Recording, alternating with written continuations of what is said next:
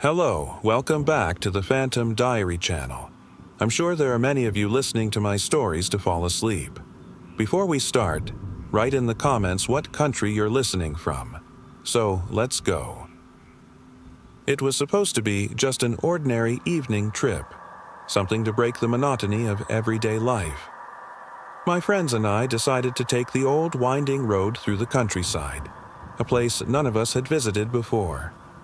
The idea was simple: leave behind the city's noise and escape into the quiet, untouched beauty of nature. The drive was uneventful at first.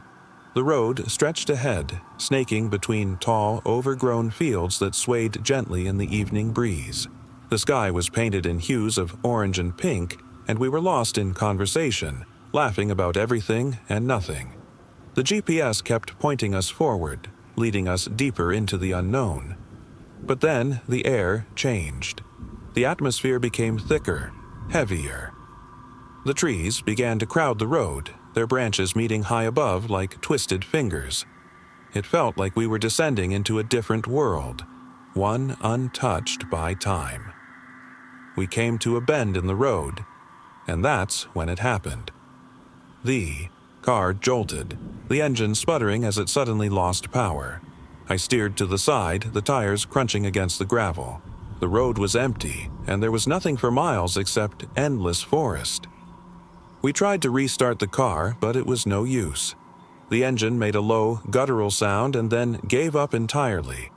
The silence that followed was suffocating, broken only by the distant rustling of leaves in the wind. "We'll walk to the nearest town," someone suggested, but none of us were sure where that even was. We decided to stay put, hoping someone would pass by and offer help. Our phones were useless, no signal, no bars. It grew darker, and soon the only light came from the dying glow of the car's headlights. We sat in silence, passing around a flashlight to keep the shadows at bay. The woods felt alive. Every creak and crack of the branches was magnified, as if something were watching us. I don't know how much time had passed when we heard it, the sound of footsteps, not from the direction of the forest, but behind us. We froze, holding our breath. The footsteps were slow, measured, like they didn't belong to anyone we knew. "Hello?" I called out, my voice trembling. No answer, just the soft crunch of shoes on gravel. The sound got closer, and then, to my horror, we saw them. A group of figures walking toward us from the darkness.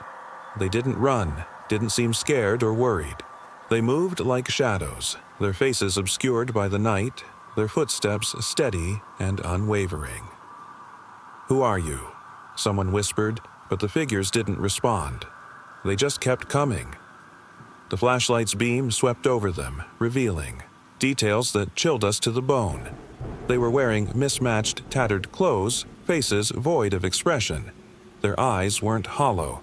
There was nothing behind them at all. They weren't human, not anymore. Panic surged through us as they stopped, standing in a silent circle around the car. They didn't speak, didn't react to our screams. They just stared, as though they were waiting for something. We knew we couldn't run. There was no point in screaming. We could only sit and hope they would leave, but the longer they stood there, the more I realized they weren't going anywhere. Then, one of them, barely more than a shadow, stepped forward. It wasn't one of the figures we had seen before. This one was different. It was taller, thinner, its limbs stretched unnaturally. It moved with a jerky, unsettling gait, like it didn't quite fit in its own body. It stared at us with cold, black eyes, and for a moment, I swear, it smiled. Not a human smile, but something inhuman, sharp, toothless, and utterly devoid of life. Time seemed to stretch as we sat there, trapped in the gaze of those empty eyes. The air grew colder, heavier. I couldn't take it anymore. I turned my head, away, unable to bear the sight. When I looked back, they were gone. The figures, the strange figure, they were all gone. The forest was silent again, the only sound being the rustle of leaves carried by the wind. We didn't stay. We didn't look back. We ran, screaming into the night, not stopping until we reached the edge of town and found help. I don't know what they were or where they came from. I don't think I ever want to know. All I know is that some things should remain hidden, buried deep in the shadows of forgotten places. It was supposed to be just another ordinary evening at home. The kind of evening where you sit on the couch zoning out in front of the flickering TV while the world outside hums along like always. But that night was anything but ordinary. I had just finished a long day, feeling exhausted and ready to relax. The apartment was quiet, save for the faint sound of the wind outside rattling the window. The neighbors' usual sounds, the creak of floorboards above me, the muffled conversations. Through the thin walls were all as familiar as ever. I didn't think twice about it, too tired to care. At some point, though, I started to notice something strange. A subtle shift in the usual background noise, a faint, uneven breathing that didn't belong to me. I froze, sitting up straighter, listening harder. It wasn't coming from the TV or any of my usual appliances. It wasn't static. It was close, too close. I turned off the TV, the silence growing deafening. The only sound now was that breathing. Slow, steady, as if someone were right behind me. I glanced over my shoulder, but there was nothing there. Just the dim light from the hallway.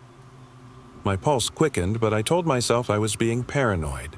The apartment felt empty, the familiar creak of floorboards upstairs seeming just a little louder now. I told myself it was the wind, the old building settling. Still, the breathing didn't stop. I grabbed my phone, dialing 911 with trembling fingers. The operator answered, asking if I was safe. I wanted to tell her I was, but I couldn't bring myself to speak. Then, a soft knock echoed from the front door. I didn't move. I didn't breathe. I listened as the knock came again, this time louder, more insistent. My heart pounded in my chest as I considered what to do. There was no way I could ignore it. Slowly, I stood and approached the door, my hand hovering over the lock. I peeked through the peephole, but there was no one there. Just the empty hallway. I pulled back, the sound of breathing still echoing softly behind me.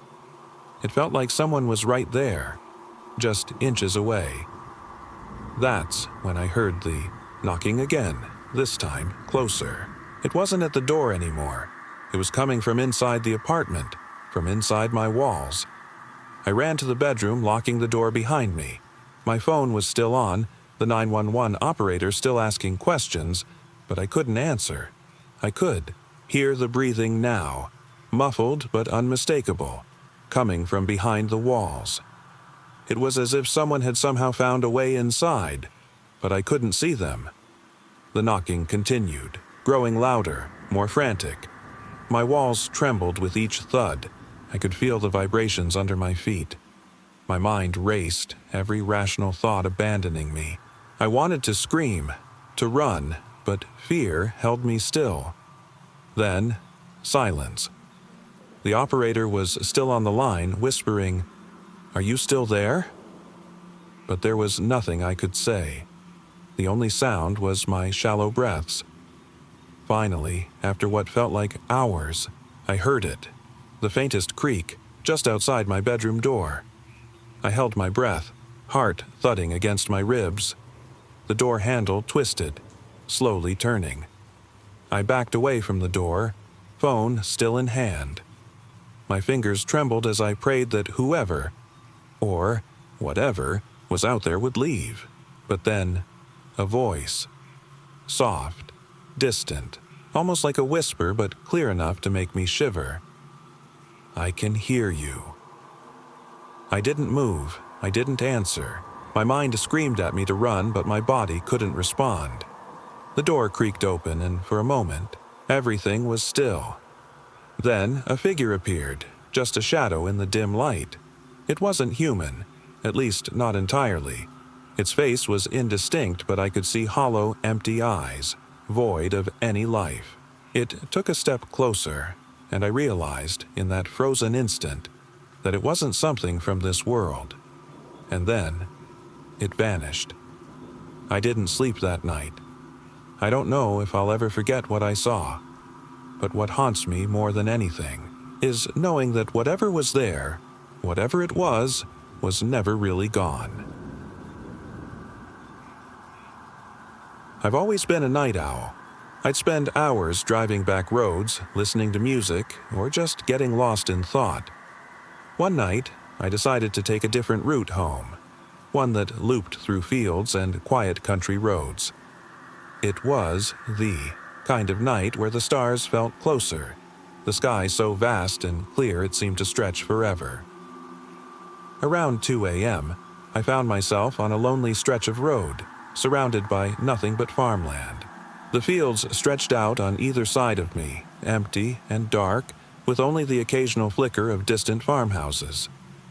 I remember thinking how peaceful it all felt, isolated but serene. That's when I saw it. A figure standing by the side of the road. At first, I thought it was a scarecrow. The silhouette was tall and thin, almost too thin, with its arms outstretched like it was waving. I slowed down as I approached, my headlights illuminating it. But it wasn't a scarecrow. It had a face, long, gaunt, and pale, like something that had been buried for years. Its hollow eyes didn't blink, didn't seem to recognize me. It stood there, motionless, as if waiting for something. I was frozen, unable to move. The figure didn't shift, didn't run. It just stood there, watching me. I held my breath, waiting for something, anything, but nothing happened. My car idled, the engine humming softly. Then, just as I was about to drive away, it moved. Not toward me, but away. It turned slowly and walked into the fields, disappearing into the darkness. I sat there, gripping the steering wheel, my mind racing. What had I seen? A hallucination? A prank? I drove home that night, my hands trembling on the wheel, but I couldn't forget the image, the figure. It wasn't just fear, it was something deeper, something that felt rooted in the very land itself. Even now, years later, I wonder if it's still out there, lurking in the fields, waiting for someone to cross its path again. It was a quiet, ordinary evening when we decided to explore the old tunnel beneath the city. The tunnel wasn't exactly hidden, but it wasn't well known either, just a place some kids had talked about exploring years ago. My friends and I, curious and bored, thought it might make for an interesting adventure. None of us expected what we would find. The entrance was hidden under a narrow bridge, overgrown with weeds, covered in graffiti. It smelled of damp earth and decay. As we walked down, flashlights cutting through the darkness, the air grew colder and the walls seemed to press in around us. The tunnel stretched ahead, endless, lit only by the faint glow of our headlights. First, everything felt normal. The tunnel echoed with the sound of our footsteps and the strange whispers of the wind. But the deeper we went, the more the feeling of unease settled over us. My friends joked, trying to lighten the mood, but I could tell we were all on edge. There was something oppressive about the tunnel, as if it had been waiting for us. Then we heard it. Faint, distant at first, like a whisper. "Help! Help!" We exchanged uneasy glances.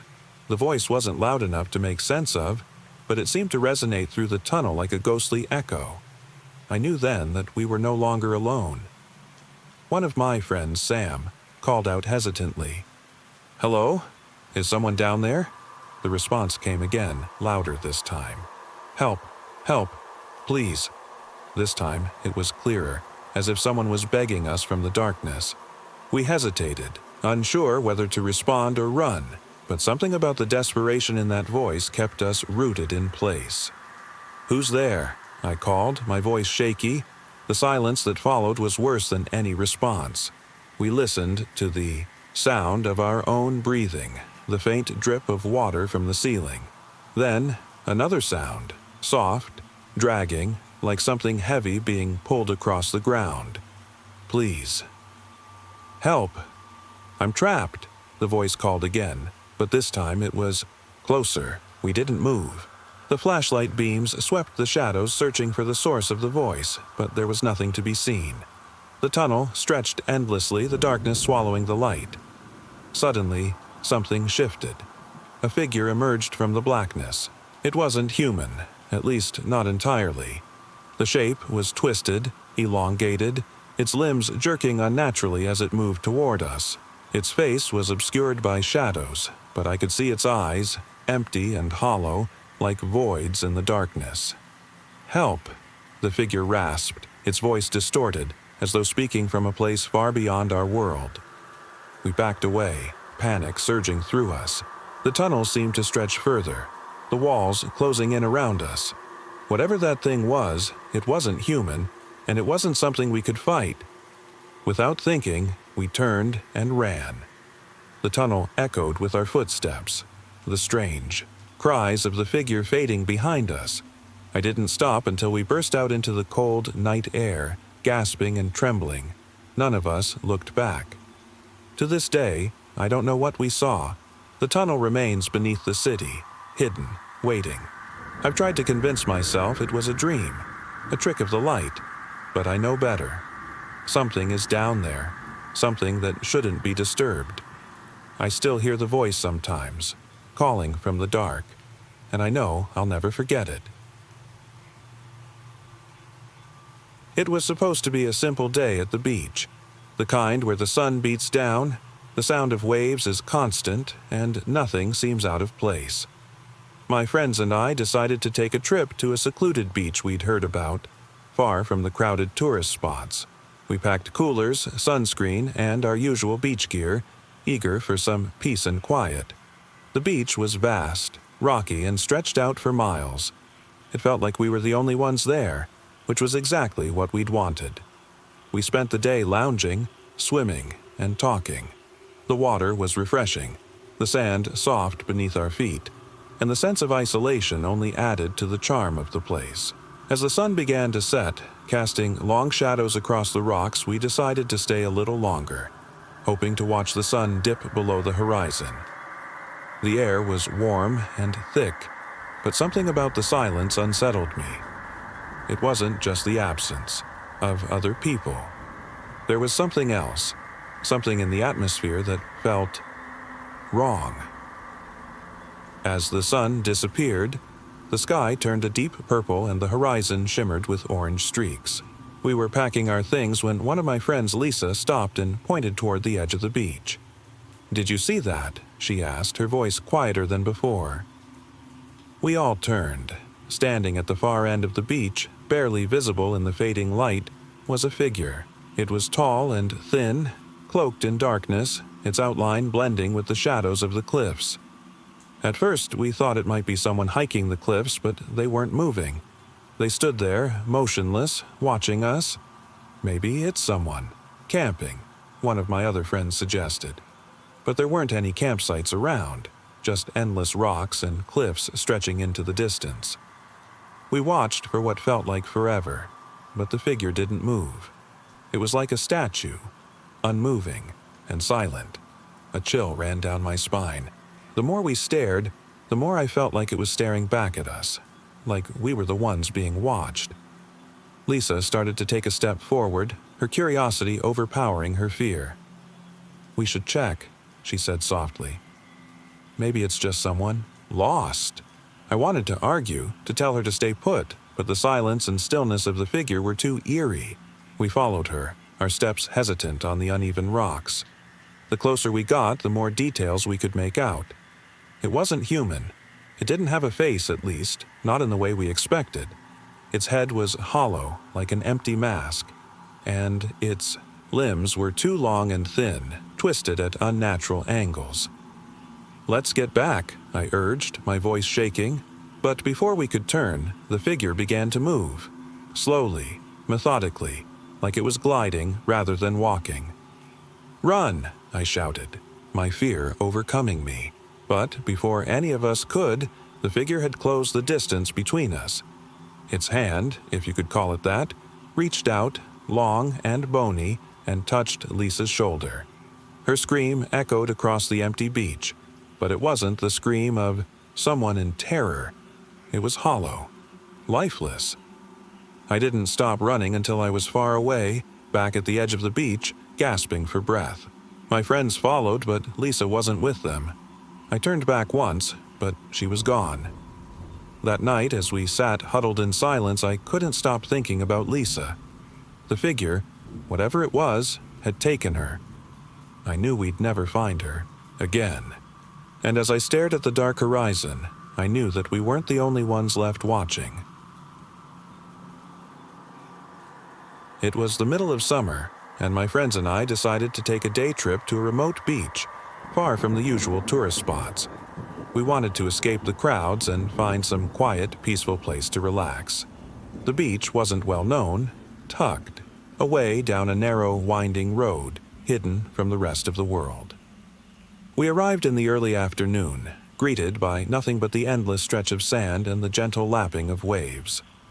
The sky was clear, the sun blazing overhead. The beach, stretched out before us, empty except for a few distant figures far off in the distance. It was perfect.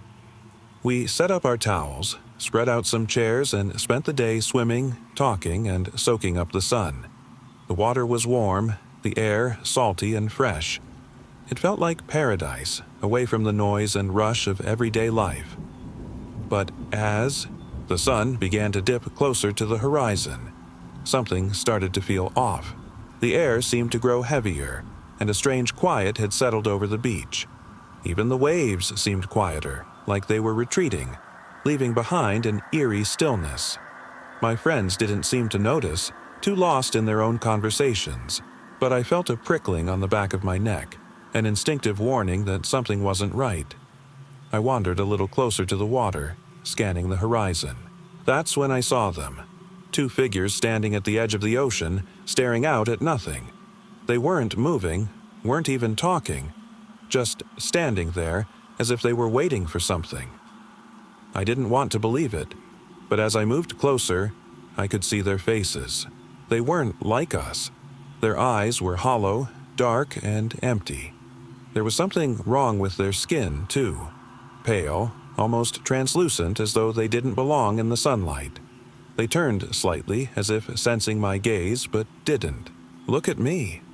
Their attention remained fixed on the horizon. I felt a wave of panic rising, my breath quickening. I turned and ran back to my friends, my heart thudding in my chest. "We need to leave," I said, my voice trembling. "Now!" They laughed it off, thinking I was overreacting. But I couldn't shake the feeling of those figures standing there, their eyes lifeless, their faces twisted in a way I couldn't understand. As we packed up our things and started heading back, the silence followed us. The beach was still empty, the distant figures still watching us, their presence growing more and more oppressive. I glanced back one last time, and that's when I noticed something terrifying. The figures weren't there anymore, but I could still feel their gaze on me. The summer evening was warm, the kind of heat that lingers even as the sun dips below the horizon.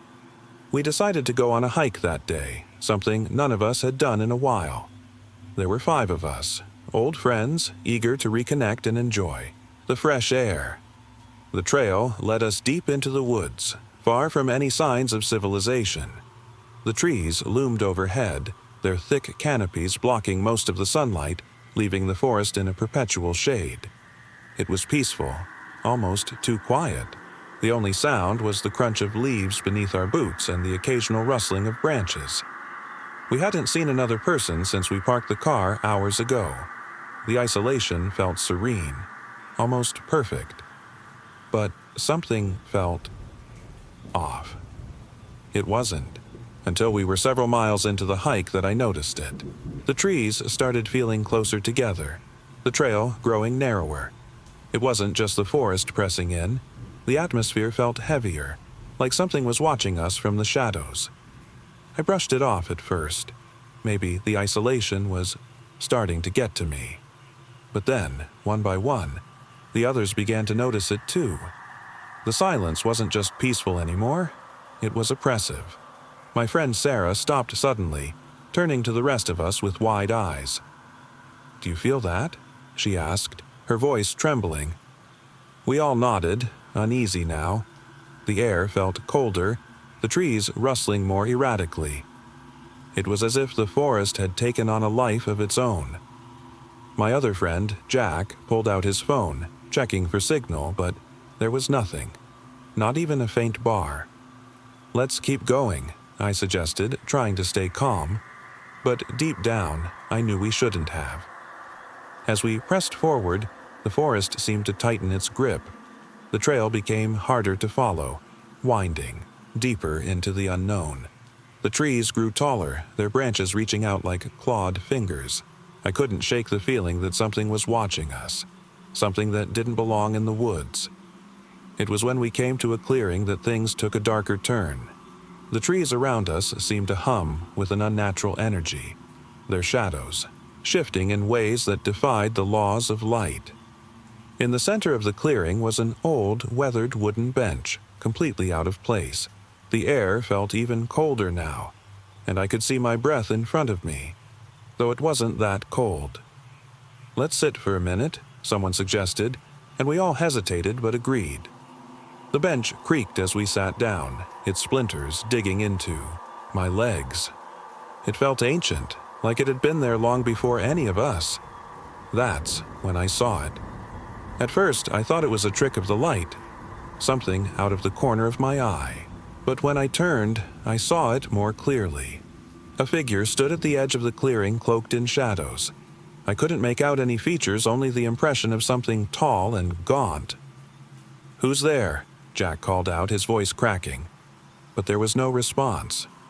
The figure didn't move. It simply stood there, watching. "Guys, we need to go," Sarah said, panic creeping into her voice. The rest of us didn't argue. We grabbed our things and started walking quickly, keeping our eyes fixed ahead, but the feeling of being followed didn't leave. The figure was still there, always just out of reach.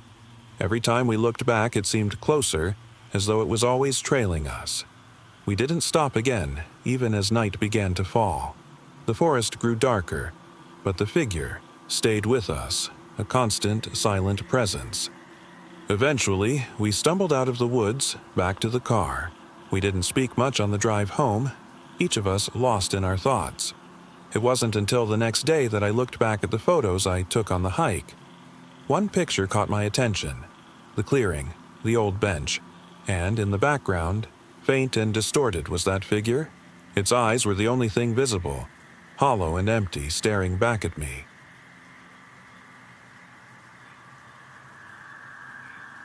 I didn't believe in ghosts or anything beyond what my eyes could see. Not until that night. It was just a normal evening when my friends and I decided to go hiking. We had heard about a hidden trail deep in the nearby forest, far from any roads or signs of civilization. The air was crisp, the trees towered above us, their shadows stretching long and eerie as we followed the winding path. It was supposed to be a quiet escape, a peaceful night beneath the stars. The trail was narrow, barely more than a dirt path with thick forest on either side. The sunlight dimmed fast, leaving only the soft glow from our flashlights to guide us. We didn't talk much, just walking, listening to the crunch of leaves underfoot and the occasional rustle in the bushes. It was when we reached a clearing that things started to feel wrong. The atmosphere shifted. The forest was no longer the familiar, welcoming place it once was. The trees seemed taller, their branches forming a canopy that seemed to trap the light, casting deep shadows. The air grew colder, like the forest itself was holding its breath. We decided to set up camp there, thinking it was a good place to rest. But the longer we stayed, the more uneasy I became. The silence was deafening, as though the forest was holding its breath. I glanced around, trying to shake the feeling of being watched, but the woods felt alive in a way I couldn't explain. That's when I heard it. A faint, distant whisper. A voice, barely audible, carried on the wind. I stopped, my breath catching in my throat. "Did you hear that?" I asked my friends, but they shook their heads, too preoccupied with setting up the tents. I tried to brush it off, telling myself it was just my imagination. But as night fell, the whispers grew louder, weaving through the trees like they were calling to me. I could feel the weight of the forest pressing down on me, the darkness growing thicker. Then, in the stillness, I saw it. A figure standing at the edge of the clearing. A shadow, taller than any tree, motionless. I couldn't make out its features, just a black silhouette, watching us. My heart pounded, and I called out to my friends, but they didn't see it. I took a step toward the figure, compelled despite the fear gripping me. As I drew closer, I noticed something strange. The figure didn't cast a shadow. The very ground beneath it seemed to bend around the shape, as though the light avoided it. It wasn't human. It was more like a void, a gap in reality. My legs felt weak, but I couldn't look away. I was frozen, watching as the figure tilted, its head almost as if acknowledging my presence. Then the whispers became a voice, calm but cold. "You shouldn't be here." I opened my mouth to speak, but no sound came out. The figure took a slow step forward, and I took a step back, realizing there was no escape. The whispers turned to screams in my head, but still, I couldn't move. Then, just as suddenly as it appeared, the figure vanished. The forest returned to its usual silence, but something had shifted. The unease lingered, heavier now, almost suffocating. My friends, oblivious to what had just happened, continued setting up camp, blissfully unaware. I never told them about the figure, about the whispers that still echo in my mind, and I never went back to those woods. To this day, I wonder if whatever I saw is still waiting. It was a clear autumn evening when we decided to take the old dirt road that led up to the old, overgrown orchard. My friends and I had heard stories about the orchard from people in town, though they never seemed to agree on what was true. Some said it was haunted. Others just dismissed it as an old tale. Either way, we figured there was no harm in checking it out. The orchard itself was vast, rows upon rows of crooked, gnarled trees that stretched far beyond where we could see. We wandered through the uneven rows, the crunch of leaves beneath our feet echoing in the stillness. The air was sharp and crisp, but it didn't take long before a chill ran down my spine. Something about the place felt off. We stopped near the center of the orchard, where a large, ancient tree stood alone. Its trunk was thick and hollow, gnarled like it had seen centuries of storms and time. Its branches stretched out in every direction, but many had broken over the years, leaving it with a twisted, skeletal shape. Something about the tree felt familiar, though none of us could place why. We sat beneath its shade, passing around a flask of whiskey, laughing and joking. The evening felt peaceful, almost too calm. The further we moved from the edges of the orchard, the quieter the world became. It was as though the trees had swallowed all sound. As we sat there, something began to change. The laughter tapered off, and we all felt the weight of the silence settle in around us. I glanced around, trying to shake the unease creeping up my spine. The sky had darkened, casting the orchard in a strange, otherworldly glow. The usual sounds of nature, the rustling leaves, the calls of distant birds, were gone. The forest beyond the trees was quiet. Then I noticed something out of place. In the distance, between the twisted trunks of the apple trees, there was a figure.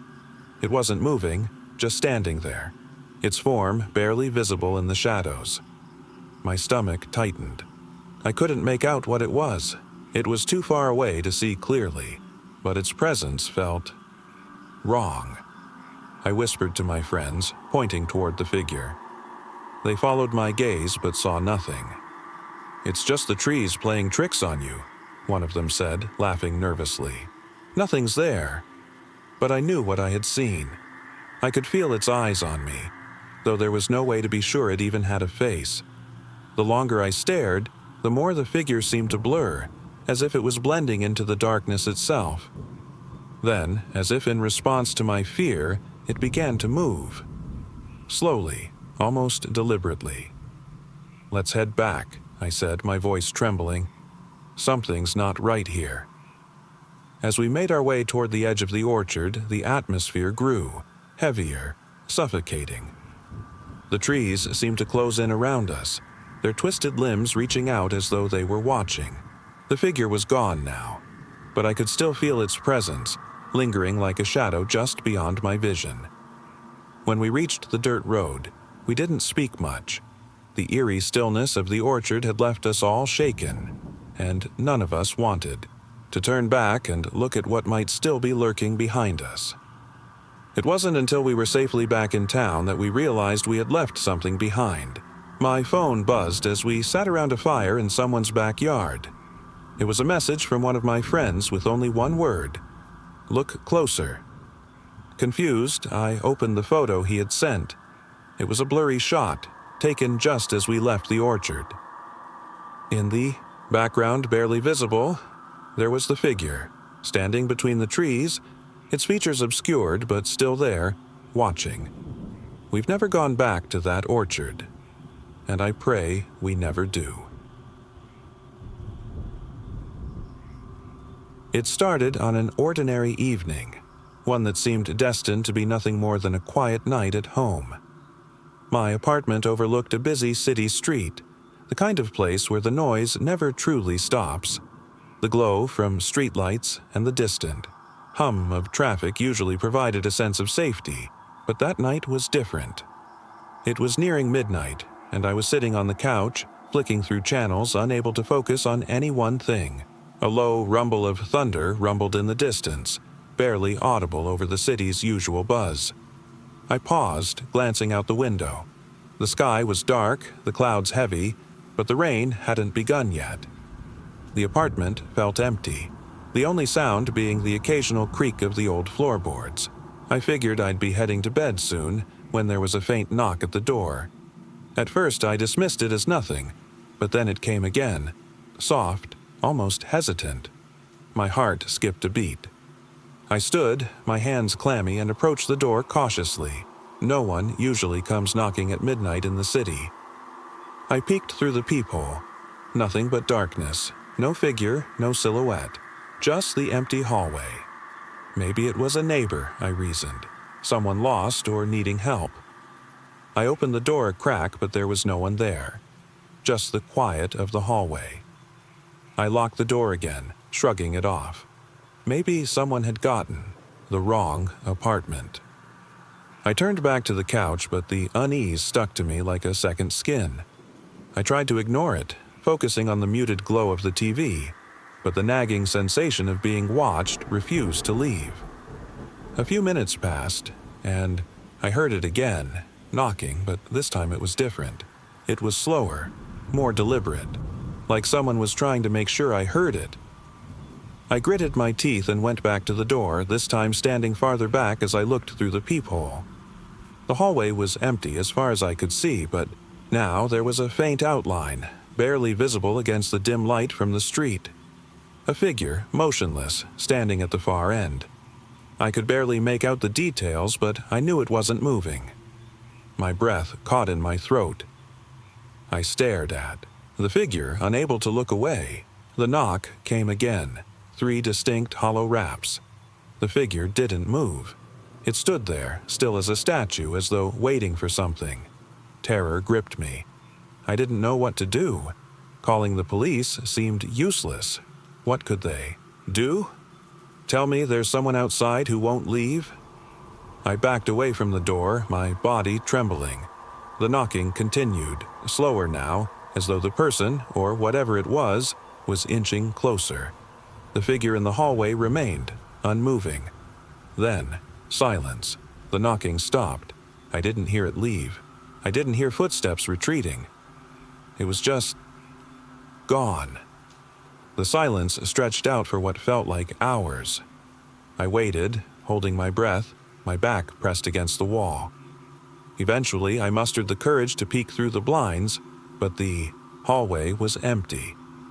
Still, the feeling of being watched remained. I didn't sleep that night. I couldn't. Every time I closed my eyes, I saw the figure standing there, waiting, motionless. Even now, years later, I sometimes wonder if it's still out there waiting for someone, just not me. I've always loved taking long drives at night. There's something about the stillness of the road, the faint hum of the tires, and the endless expanse of darkness stretching out before you. It was during one of these late-night drives that everything changed. It was a crisp autumn night. The stars were scattered like dust across the sky, and the full moon cast a pale glow over the countryside. I wasn't in a rush, just taking a leisurely drive, letting the quiet wash over me. The road was empty, barely any cars, just me and the road stretching endlessly ahead.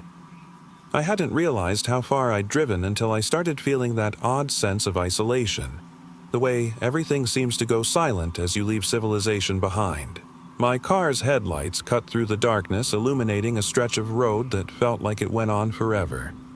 I was tempted to turn back, but something about the quiet was comforting. That's when I saw it. It was a figure standing by the side of the road. Just standing there, perfectly still. My first thought was that they were waiting for a ride, maybe a hitchhiker, but there was something off about them. They were too still, too rigid. I slowed down, trying to get a better look, but the closer I got, the more uneasy I felt. Their face was obscured, hidden in shadow. They were wearing a tattered jacket, with their hands stuffed into the pockets. I couldn't make out much more. I debated whether to stop, whether to offer help, but there was something so unsettling about the figure that I couldn't bring myself to stop. I drove past, my heart thudding harder as I forced myself to look away. But as I continued down the road, I realized that no matter how far I drove, I couldn't shake the feeling of being watched. The unease had followed me, clinging to my every thought. I glanced in the rearview mirror, expecting to see nothing but empty road. But what I saw made my breath catch in my throat. The figure was still there, only now they were walking down the middle of the road, head turned in my direction. They moved slowly, like they were gliding instead of walking. I couldn't make out their face, but their silhouette was etched into my memory. Tall, thin, and completely still. Panic began to set in. I pressed my foot harder on the gas, the sound of the tires squealing in my ears. The figure kept pace, never speeding up, never breaking stride. It was as though they weren't even affected by the car speeding past them. It was like they didn't care. I don't know how much time passed. The only sound was the roar of my engine and the relentless ticking of my heartbeat. The figure didn't vanish, didn't change. They were just there, walking as though they were tethered to the road itself. I pulled over after what felt like an eternity, my hands trembling as I gripped the wheel. The silence outside was deafening. I forced myself to look in the rearview mirror again. The road was empty. No figure, no trace of anyone. But as I sat there, frozen in place, I couldn't shake the feeling that they were still out there, watching me, waiting. To this day, I wonder if I ever really escaped them, or if they were waiting for me the next time I drove through the night. It was a summer evening, and I decided to take a walk through the old neighborhood park. The sun was just starting to set, casting long shadows across the overgrown trails. I had lived in this town my entire life, but I had always avoided this park, partly because it had a reputation, mostly forgotten now, of being haunted or unsettling. People used to talk about strange noises, whispers, and figures moving through the trees, but I never paid much attention to those stories. That night, though, I needed some quiet, some space to clear my head. The park wasn't far from my home, just a short walk away. It was the kind of place where time seemed to stand still, where the old oaks loomed over the trails and the air smelled thick with the scent of pine and earth. As I strolled down the main path, the woods on either side seemed darker than I remembered. The trees taller and more imposing. The usual sounds of the city were distant now, just the rustle of leaves and the faint hum of insects. The silence was unnerving, almost oppressive. I had a strange feeling, as though the forest itself was watching, waiting for something. I continued walking, my footsteps crunching softly against the gravel path. I passed by an old wooden bench, splintered and half-rotted, its paint chipped and faded.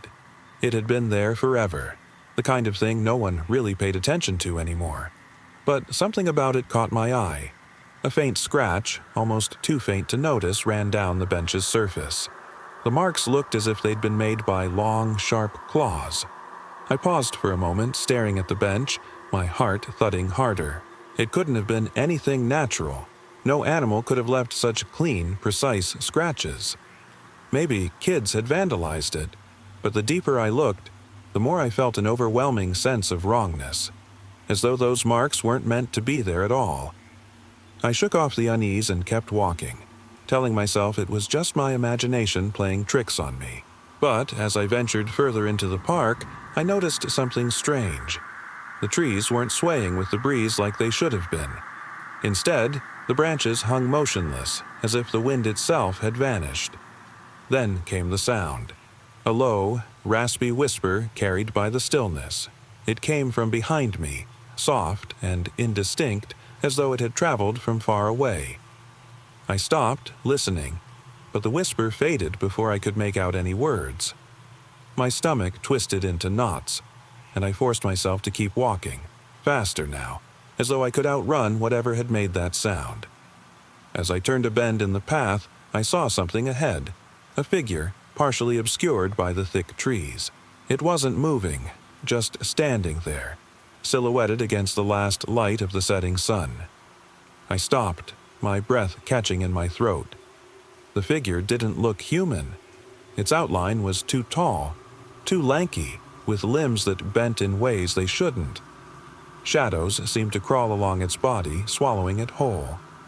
I tried to convince myself it was just a trick of the light, but the longer I stared, the more I felt something stir inside me.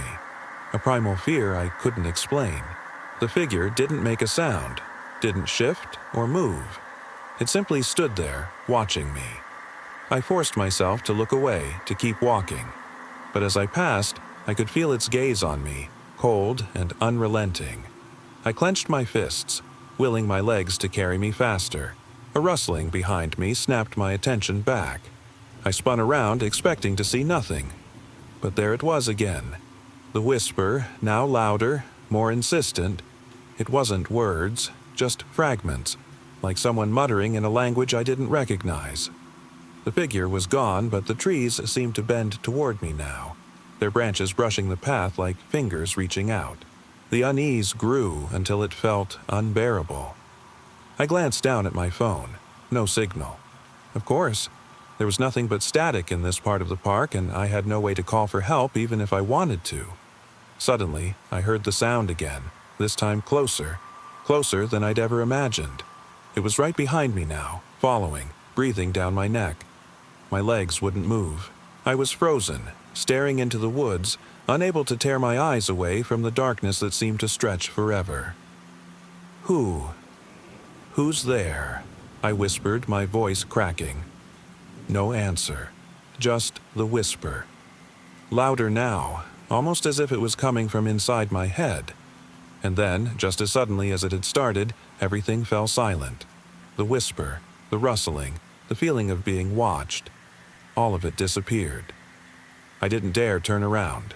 I kept walking, every step trembling beneath me. I didn't know if I was imagining it, but I could have sworn something was still there, hidden just beyond the edge of my vision. The park finally gave way to the street, and as I walked back home, I couldn't shake the feeling that I was still being followed. The whispers echoed in my ears, and I didn't dare look back. I've never gone back to the park.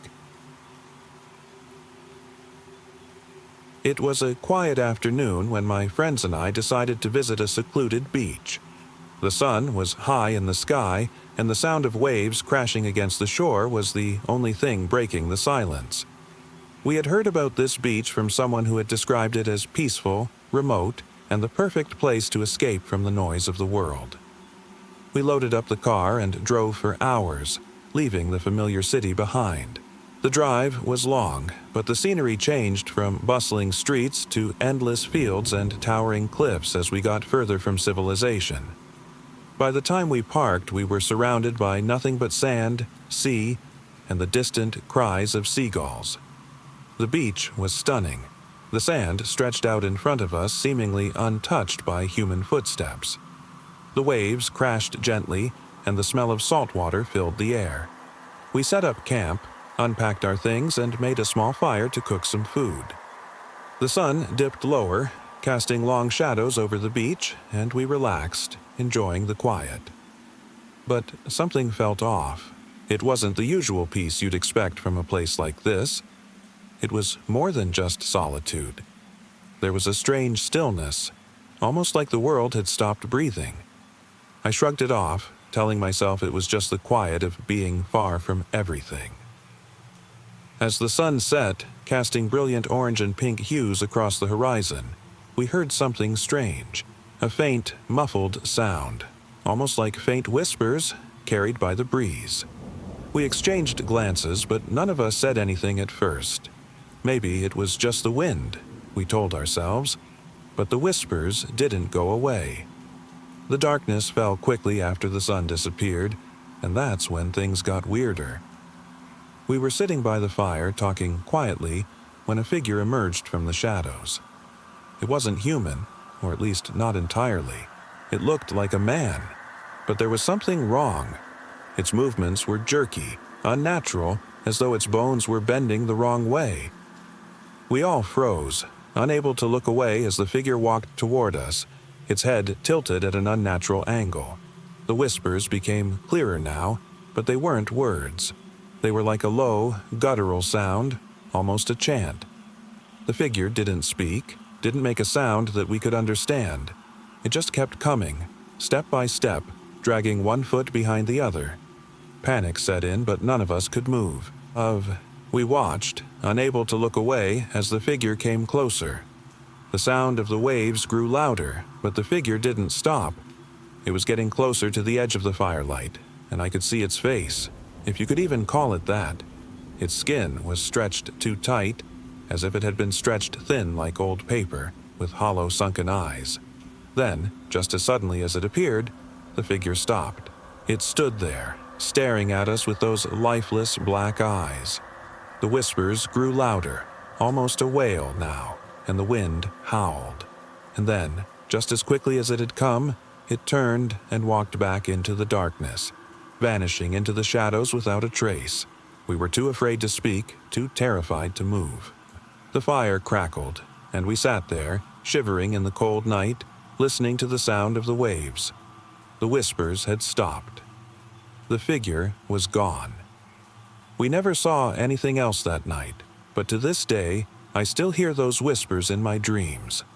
There was something about that beach, something ancient, something that should have stayed hidden beneath the waves. It started as an ordinary day at home. I lived alone in a small apartment in the city. Nothing special ever happened, and I liked it that way. But one evening, everything changed. The air was crisp, and I decided to open my window to let in some fresh air. The sounds of the city drifted up, cars honking, distant voices, the hum of traffic. But that evening, it felt different. The usual background noise was quieter, as if the city had fallen into some strange kind of hush. I didn't think much of it at first. Maybe everyone else was just quieter tonight. I made myself a cup of tea and sat on the couch, flipping through a book. But my focus was slipping. I felt like something was watching me. I couldn't shake the sensation, so I glanced toward the window. The street below was eerily quiet. No cars passed, no people walked by. It was like the world had suddenly gone still. I decided to step onto my balcony, which overlooked the narrow alley between my building and the next. The air felt colder, more oppressive. I leaned against the railing, trying to shake off the feeling of unease, but it only grew stronger. I swear, The alley had never looked this dark before. The street lamps that usually lit the way barely cast any glow tonight. Everything was in shadows.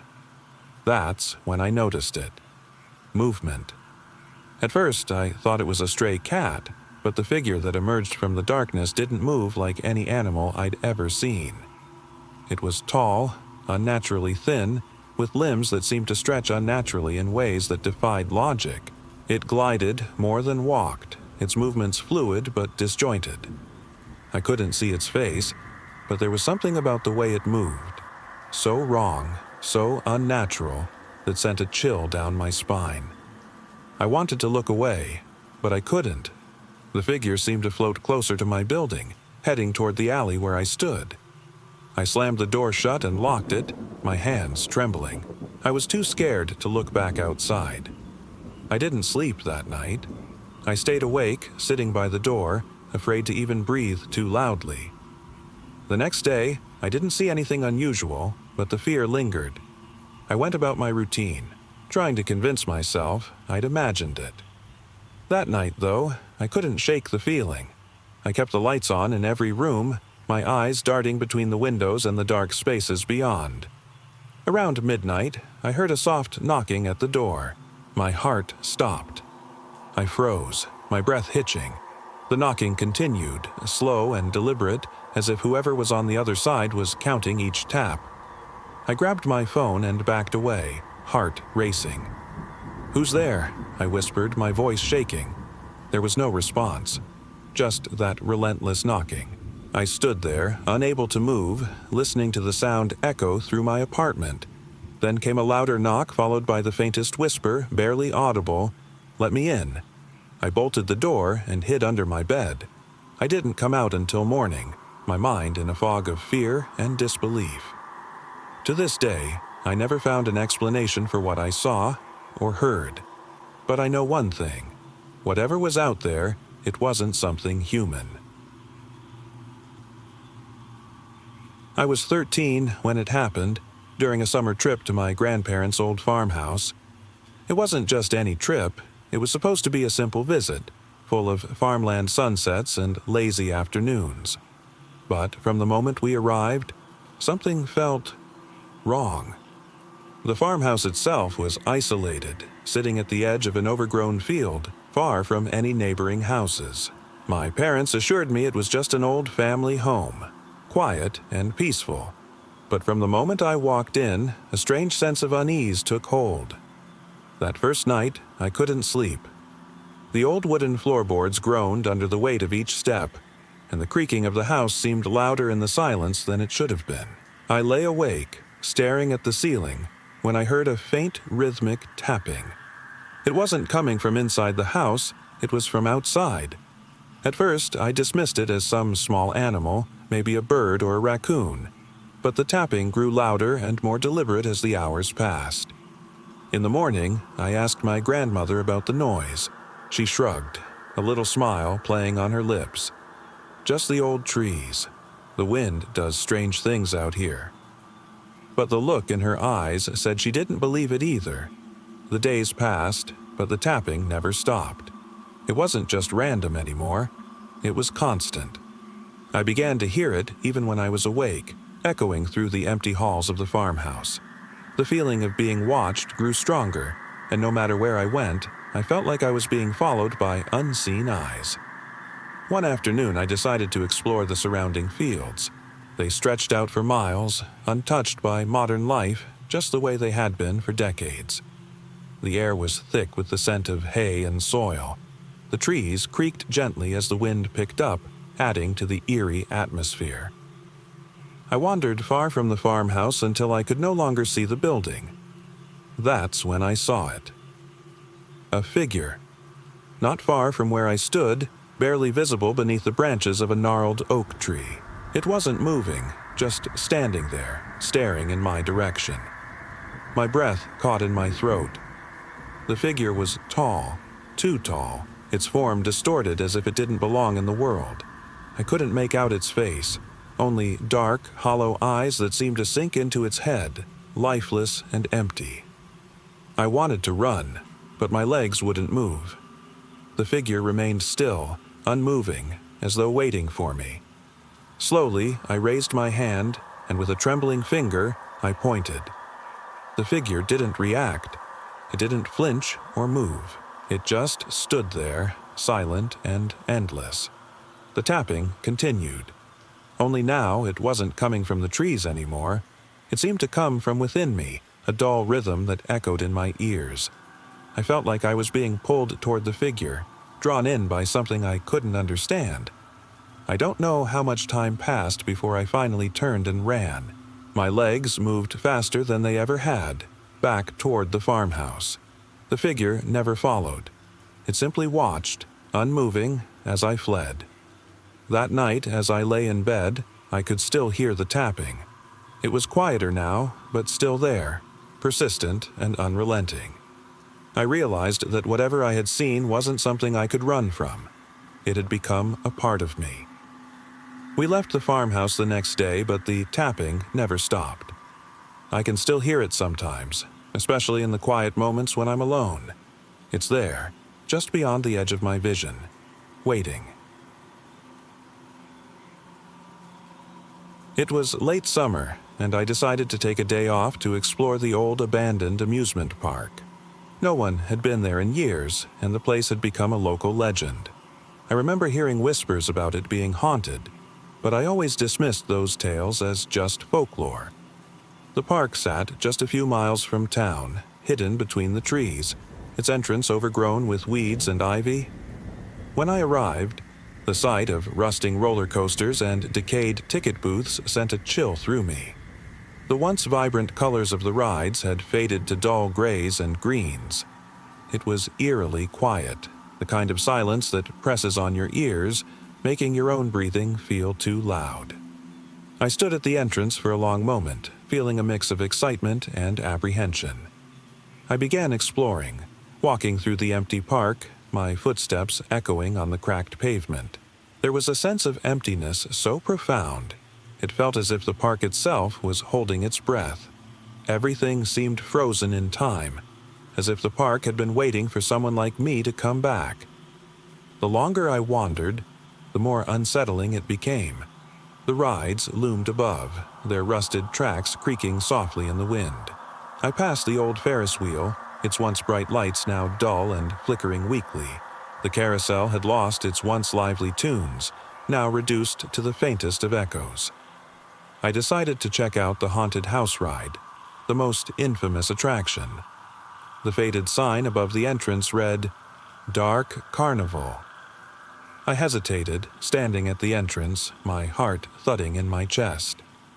The thought of venturing inside made my stomach churn, but curiosity won out. I stepped inside. The first few steps felt normal enough, but as I moved deeper, I noticed something strange. The air grew colder, and the silence became more oppressive. Shadows seemed to dance along the walls, shifting in ways they shouldn't. I could hear distant whispers, but every time I turned, there was nothing there. At one point, I came to a part of the ride where mirrors used to reflect the illusion of endless hallways. But, instead of reflections, I saw something far more disturbing. Shadows that stretched and writhed as if they were alive. My breath hitched, and I quickly turned away, my pulse racing. The further I explored, the more the whispers became distinct. They weren't voices, but something far more sinister. Low, echoing murmurs that seemed to come from inside my own head. I kept walking, trying to shake off the feeling of being watched. The walls around me seemed to pulse faintly, as if the place itself was alive. Suddenly, the ground beneath my feet shifted. I stumbled forward and fell, landing hard. As I scrambled to my feet, I saw something on the floor. A black handprint, impossibly large, as if made by something inhuman. My stomach twisted as I realized the prints led deeper into the maze of the haunted house. Terror gripped me, but I couldn't bring myself to turn back. The shadows felt closer now, watching, waiting. I pressed on, hearing the whispers growing louder, more insistent. It was as if whatever was there was feeding off my fear. Finally, I emerged from the dark maze and found myself back in the open air, beneath the pale light of the moon. I took a deep breath, trying to steady myself, but the feeling of being followed didn't fade. I glanced back toward the entrance of the haunted house. The whispers were now louder, as if they were surrounding me. Then I saw it, a figure standing motionless by the entrance, its face obscured by shadows. It wasn't human. Its eyes glowed faintly, a faint, otherworldly light that seemed to pierce through the darkness. I ran. I didn't look back. I sprinted toward the exit, every step feeling like it might be my last. The figure didn't follow, but I could still hear the whispers in my ears, clearer than ever. The next morning, I drove past the park on my way home. The place seemed just as desolate as before, but something felt different. The whispers still echoed in my head, and I swear I could hear them even now, as if whatever I encountered had found a way into my mind, and I could never escape it. I had always loved driving. Long road trips, winding highways, and the sense of freedom they brought. That's why I decided to take an impromptu trip one evening, just to escape the noise of the city. No destination in mind, just me, my car, and an open road stretching ahead. It was around 10 p.m. when I hit the road. The air was crisp and the moon hung low in the sky, casting its silver glow on the empty highways. I didn't mind the quiet. The roads were deserted, and aside from the occasional passing car, I felt like I had the world to myself. Hours passed, and I found myself driving through farmland. The fields stretched on for miles, with barns and old wooden fences lining the road. I kept going, entranced by the solitude and the sound of the tires humming on the pavement. There wasn't a soul in sight. As I rounded a bend, I noticed something strange. Off in the distance, a figure walking along the side of the road. At first, I thought it was someone out for a late-night stroll. But as I got closer, I realized it wasn't quite human. The figure moved in a way that didn't make sense. Its steps were slow, almost unnatural, like it was gliding rather than walking. It wore a tattered coat that seemed too large for its frame, trailing behind like something out of a dream. The closer I got, the more I felt that something wasn't right. I slowed the car, unsure what to do. The figure turned its head slowly, almost mechanically, and locked eyes with me. There was no expression on its face, just hollow, empty blackness where eyes should have been. Panic shot through me. I didn't know whether to stop or speed away. But something kept me glued to my seat, unable to look away. It wasn't fear, at least not the kind I was used to. It was as though I was being drawn in, compelled to stay and witness whatever this was. As I drove past, the figure continued its slow, unnatural pace. I turned to glance in the rearview mirror, expecting to see nothing but the empty road behind me. But there it was again, staring at me, still moving forward. I couldn't shake the feeling of being followed, as if whatever that thing was still out there, trailing me through the night. Minutes passed in silence, but the weight of the encounter lingered. I drove faster, trying to outrun whatever had followed me. My heart pounded in my chest, each mile marker flashing by like a countdown. Eventually, I found a small gas station tucked away in the middle of nowhere. I pulled in, trying to catch my breath. It was eerily quiet, the kind of silence that felt oppressive. I glanced around, half expecting to see the figure again. But there was nothing. I went inside, bought a bottle of water, and forced myself to sit on one of the benches outside. I tried to shake the feeling, telling myself it had been a trick of the mind, but deep down, I knew better. Just as I was about to get back in my car, I heard it. Slow, deliberate footsteps. I turned, expecting nothing. But there it was again, standing at the edge of the gas station, staring at me with those hollow black eyes. It didn't move closer, didn't make a sound. It just stood there, watching, as if waiting for something. I sat frozen, my breath hitching. The air grew colder, as though the world itself was holding its breath. Then, in a whisper that seemed to come from inside my own mind, I heard it again. "You can't escape." I didn't wait. I slammed the car into gear and sped off, leaving the figure behind. The road stretched out ahead of me, endless and dark, but no matter how fast I drove, I knew I couldn't outrun whatever had been following me. It was still there, waiting in the shadows.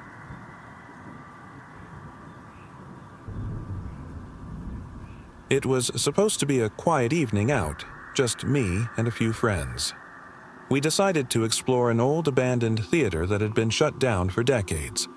The place was a relic, decaying with its crumbling facade and faded marquee. The theater had always been known for its eerie history, rumors of strange occurrences, unexplained disappearances, and whispers of something lurking in the shadows.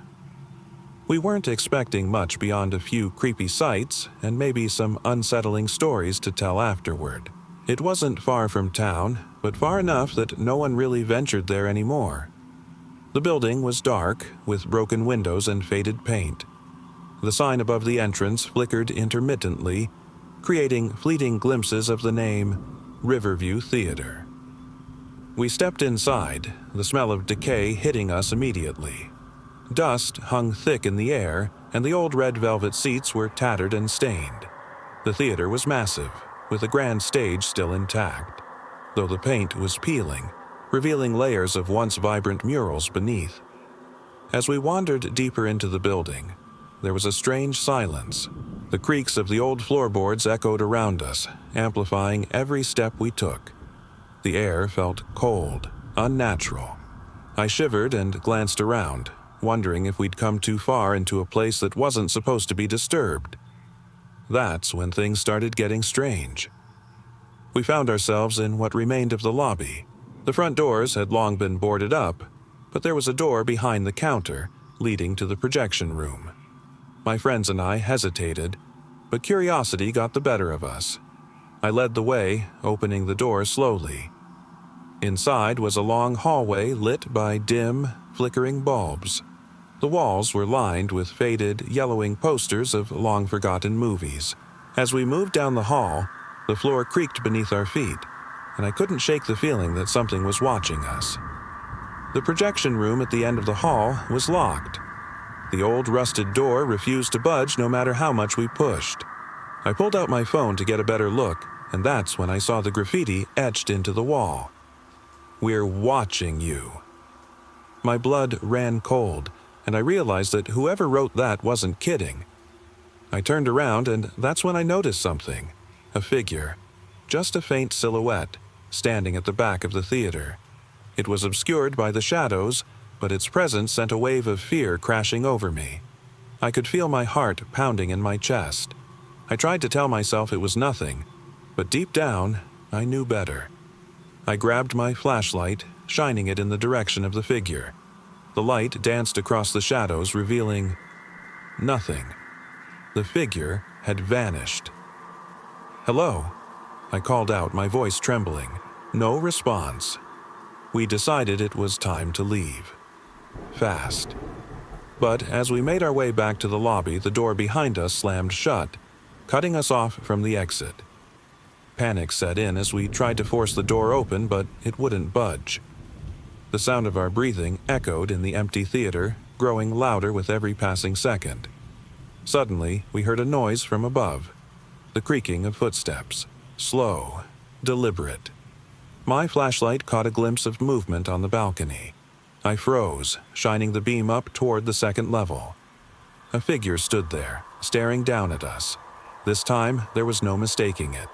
The figure had no face, just an empty void where the eyes should have been.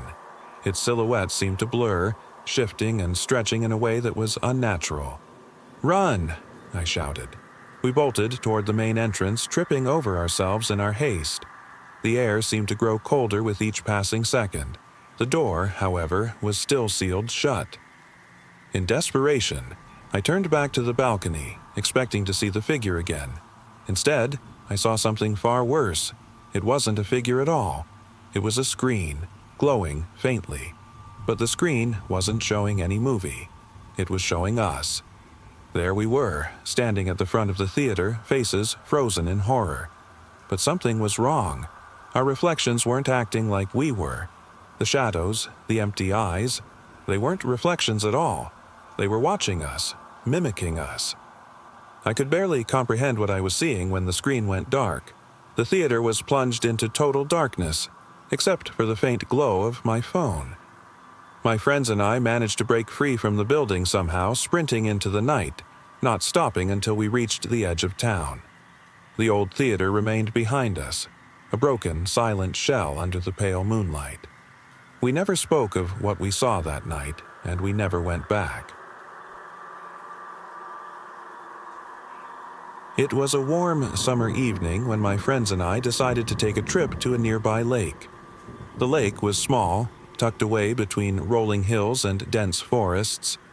It wasn't particularly popular, more of a hidden gem that locals like to keep quiet. We had heard stories of how peaceful it was, a perfect spot to relax under the stars. I thought it would be a calm escape from the noise of everyday life, something we all needed. The drive there was quiet, the road winding through thick woods, the sun dipping low on the horizon. When we finally arrived, the lake stretched out before us, reflecting the orange glow of the setting sun.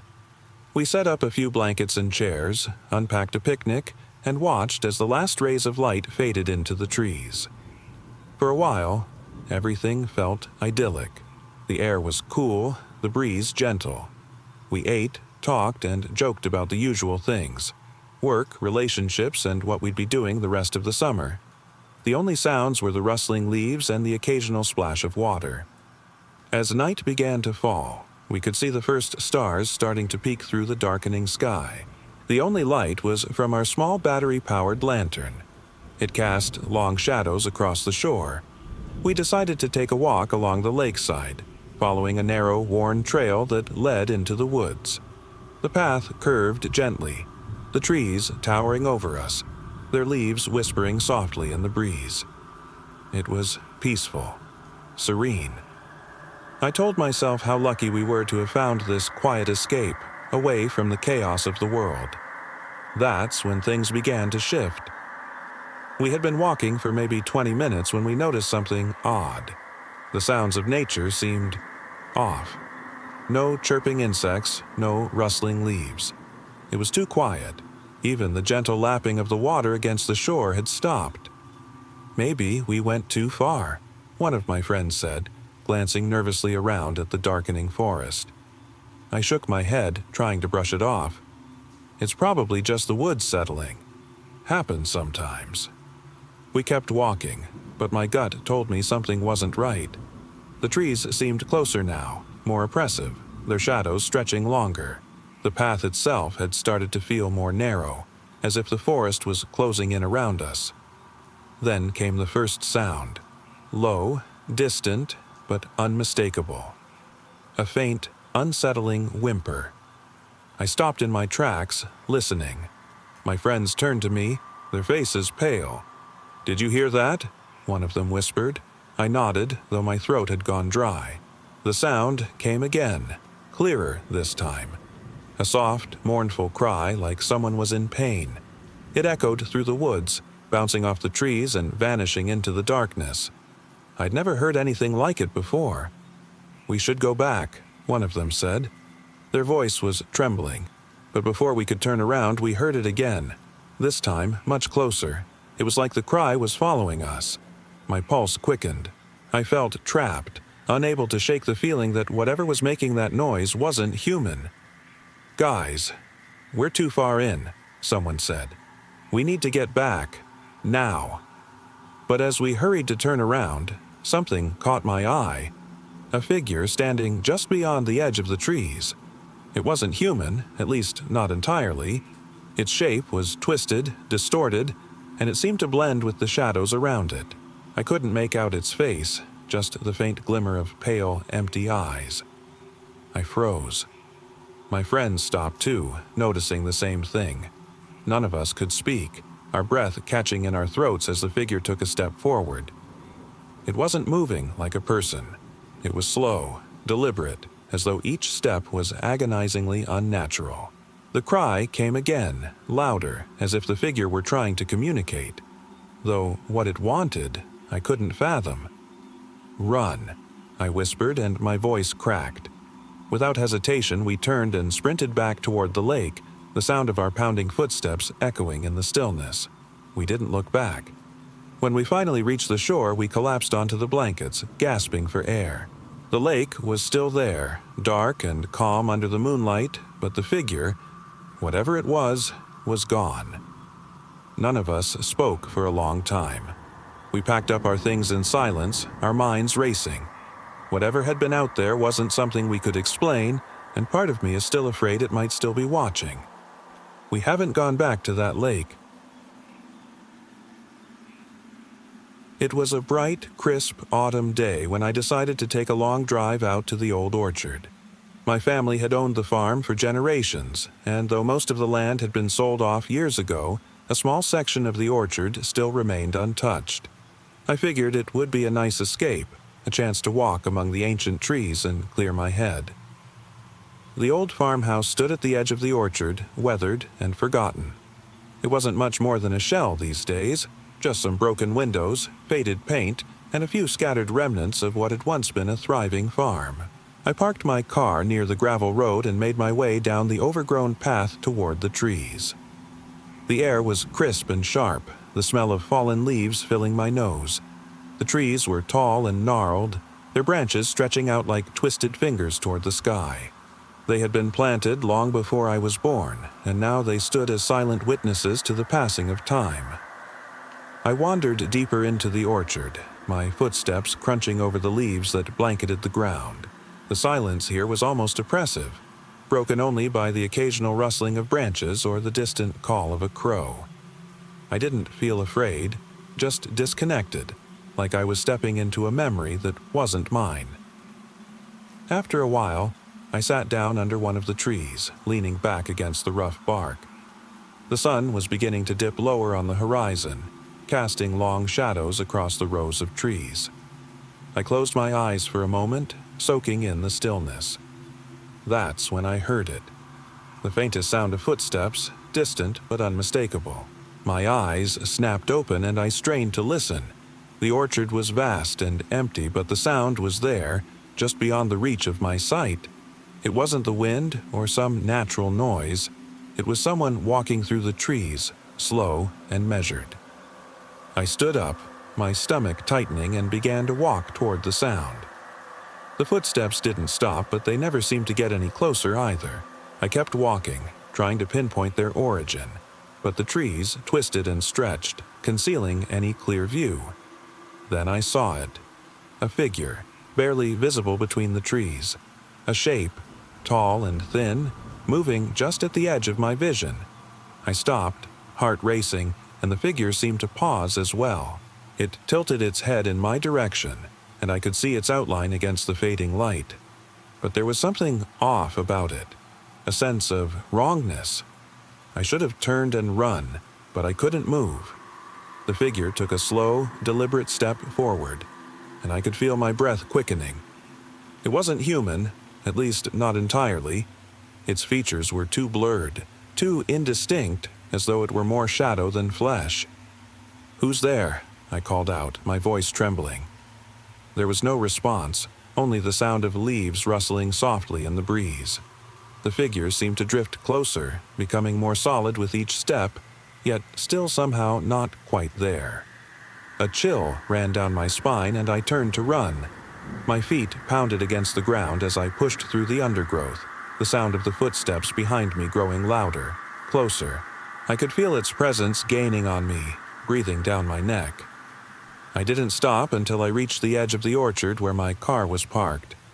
I fumbled for my keys, heart pounding as I threw the door open and climbed inside. The figure was nowhere to be seen, but I knew it was still out there, waiting. As I drove away from the old orchard, I kept glancing in my rearview mirror, half expecting to see that tall, shadowy figure following me. It never appeared, but the feeling of being watched never left.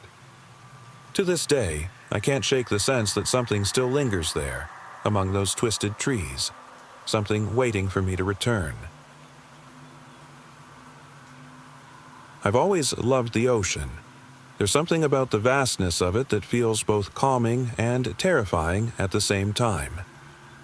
It was a clear summer evening when I decided to take a solo trip to the coast, something I did occasionally when I wanted to clear my mind.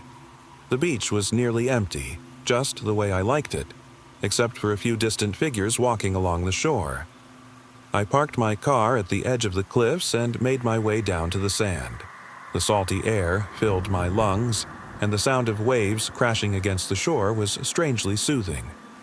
I walked along the shore, the soft sound of my footsteps mixing with the distant roar of the ocean.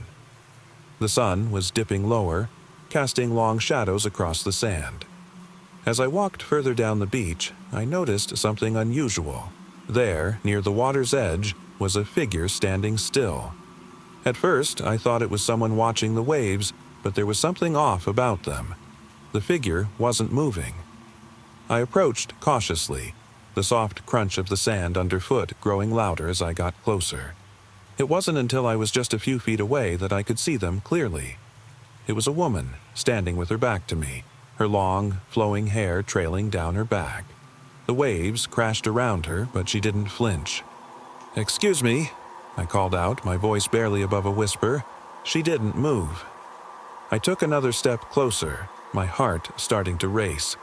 There was something eerie about the way she stood there, motionless, as though she wasn't part of the world. Her shoulders were slack and she didn't seem to notice me. As I reached out to touch her gently, her head turned slowly, almost mechanically towards me. Her face was pale, her eyes hollow and void of any life. My stomach twisted into knots as I stumbled back a few steps. "Who are you?" I asked, but she didn't speak. She simply stared at me, her expression blank. A cold breeze swept across the shore, carrying with it a faint, mournful wail from the distance. The woman remained still, staring at me with those lifeless eyes. I couldn't look away, my body frozen in place. Then, without warning, she turned and started walking into the ocean. The waves swallowed her, the water rising higher, consuming her figure completely. My heart pounded as I stood there, unable to move or speak. When I finally regained my senses, there was no sign of her. The beach was empty again, as if nothing had happened.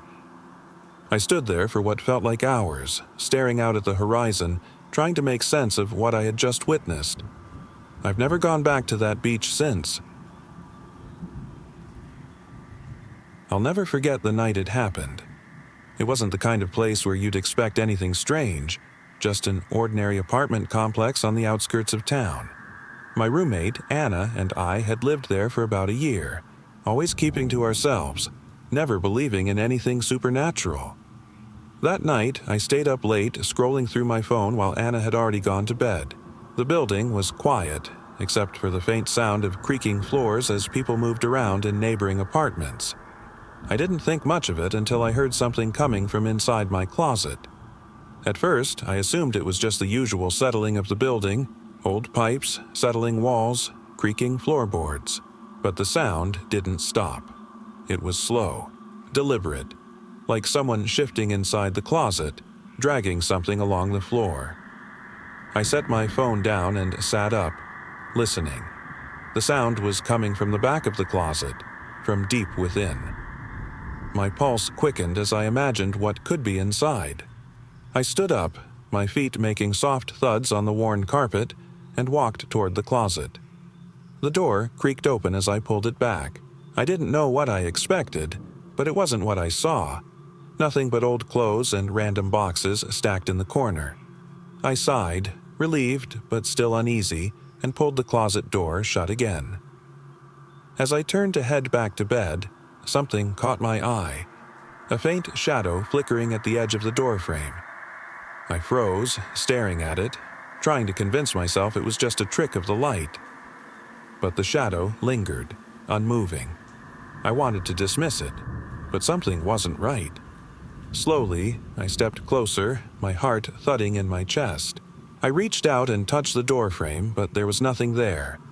Then, from inside the apartment came a whisper. It was faint at first, so soft I almost convinced myself it was in my head. "Let me out," I spun around, my breath catching. The whisper had come from the direction of the closet, but there was no one there. My hands trembled as I forced myself to look back at the closet door. It was still shut, but I could feel the presence of whatever, or whoever, was on the other side. The whisper came again, this time louder, more insistent. "Let me out." I wanted to scream, but no sound came. My legs moved involuntarily toward the closet. I wasn't in control anymore, as if something had taken over my body. I stood there, staring at the door, trying to process what I was hearing. Then, with a burst of courage I didn't know I had, I threw open the closet door. Nothing, just empty clothes and old boxes. My heart pounded in my ears as I stared into the abyss of the dark closet. But it wasn't empty. I could feel it, like someone, or something, was watching me from within. I slammed the door shut, my hands trembling. I backed away, unable to take my eyes off the closet. The whisper was still there, though it had softened like it was retreating but not quite gone. I didn't sleep that night. Every creak of the building, every shuffle of a neighbor in the hall, felt like it was pointing right to me. The next morning, I couldn't bring myself to look inside the closet again. I told Anna what happened, but she didn't believe me. Still, that night, and every night after, when I closed my eyes, I could still hear the whisper, "Let me out." The day started like any other. I had been hiking on a trail deep in the mountains, a place I had visited countless times before. It was my usual escape, a chance to clear my head and breathe in the crisp mountain air. But something felt different that day, like the woods themselves were holding their breath, waiting for me to step further in. The trail twisted through towering trees, their branches arching over the path like ancient sentinels. I had always loved this trail. Its solitude, the sense of being far from the noise of the world. It was peaceful, or so I thought. I hiked for hours, the sound of my footsteps crunching beneath the dry leaves the only company. By midday, the sunlight had started to filter through the canopy, creating long, shifting shadows that danced along the forest floor. I paused, taking a swig of water from my bottle and looking around. The trees were older now, their trunks gnarled and thick, as though they had stood there for centuries untouched. That's when I heard it. A faint whispering, almost like the wind. But there was no wind. It came from deeper within the woods, soft and almost melodic. I strained to hear, but the whispering faded before I could make out any words. Shaking my head, I convinced myself it was just my imagination, a trick of the quiet. But the whispering returned, this time louder, closer. It wasn't the wind, and now I was certain I wasn't alone. The hairs on my neck stood up, and I found myself moving cautiously, following the sound, though every instinct in me screamed to turn back. As I pressed deeper into the woods, the trees seemed to close in. The air grew colder, almost as if the forest itself was watching. My breath came in short bursts, each step feeling heavier than the last. The whispering had grown to a near silence, like something was speaking just out of reach, a voice that wanted to be heard but never could be. Then I saw it. At first, I thought it was a trick of the light, but there, standing between two trees, was a figure. It wasn't tall, nor did it move like a human. Its shape was indistinct, like a mass of shadows pulled together. It seemed to be watching me, though its eyes, if it even had eyes, were dark, hollow voids. Fear tightened my chest, but I forced myself to stay still. The figure didn't move, didn't react to my presence. It just stood there, unmoving, like it had been waiting for me. I wanted to turn and run, but my legs wouldn't obey. I couldn't look away. Then the whispering returned, more distinct this time. It wasn't words, but something deeper, something primal and ancient. The figure began to shift, its shape contorting and stretching in unnatural ways. It wasn't human, I knew that much, but it wasn't entirely creature either. Who are you?" I whispered, my voice trembling. There was no response, only the whispering, growing louder now, almost deafening. My head throbbed, the sound reverberating in my skull. I squeezed my eyes shut, hoping it would go away, but when I opened them again, the figure was closer. Its shadowy form had shifted again, growing darker, more defined. Panic surged through me and I stumbled backward, my foot catching on a root. I fell, the rough ground scraping against my palms. I looked up, expecting to see the figure looming over me, but it was gone. The whispering faded, leaving only the sound of my own breath. Breathing heavily, I scrambled to my feet, my hands still trembling. I didn't dare look back as I made my way out of the woods. The trees seemed to watch me as I passed, their branches creaking, as if they knew I had been there. It wasn't until I reached the trailhead that I stopped. I turned to look back at the forest, but all I saw was the quiet, empty trees.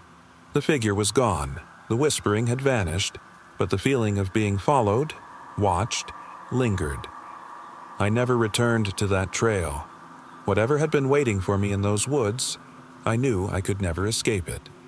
And sometimes, when I'm alone, I can still hear the faint whispering, as if it's calling to me from the edge of the trees. I used to visit my grandfather's house every summer when I was a kid. It was an old farmhouse, isolated, sitting at the edge of a quiet valley. My parents used to leave me there for weeks while they traveled, and I never minded. Grandpa was old and grumpy, but he told the best stories about the woods that surrounded us. The house itself wasn't much, a weathered wooden structure with creaky floorboards and faded wallpaper. Outside, there were fields of tall grass stretching endlessly, and beyond that, the forest. One evening, as I explored the woods near his house, I noticed something strange. There was an old, abandoned barn deeper into the trees, one I had never seen before. It stood isolated from the rest of the woods, its roof sagging and walls covered in ivy.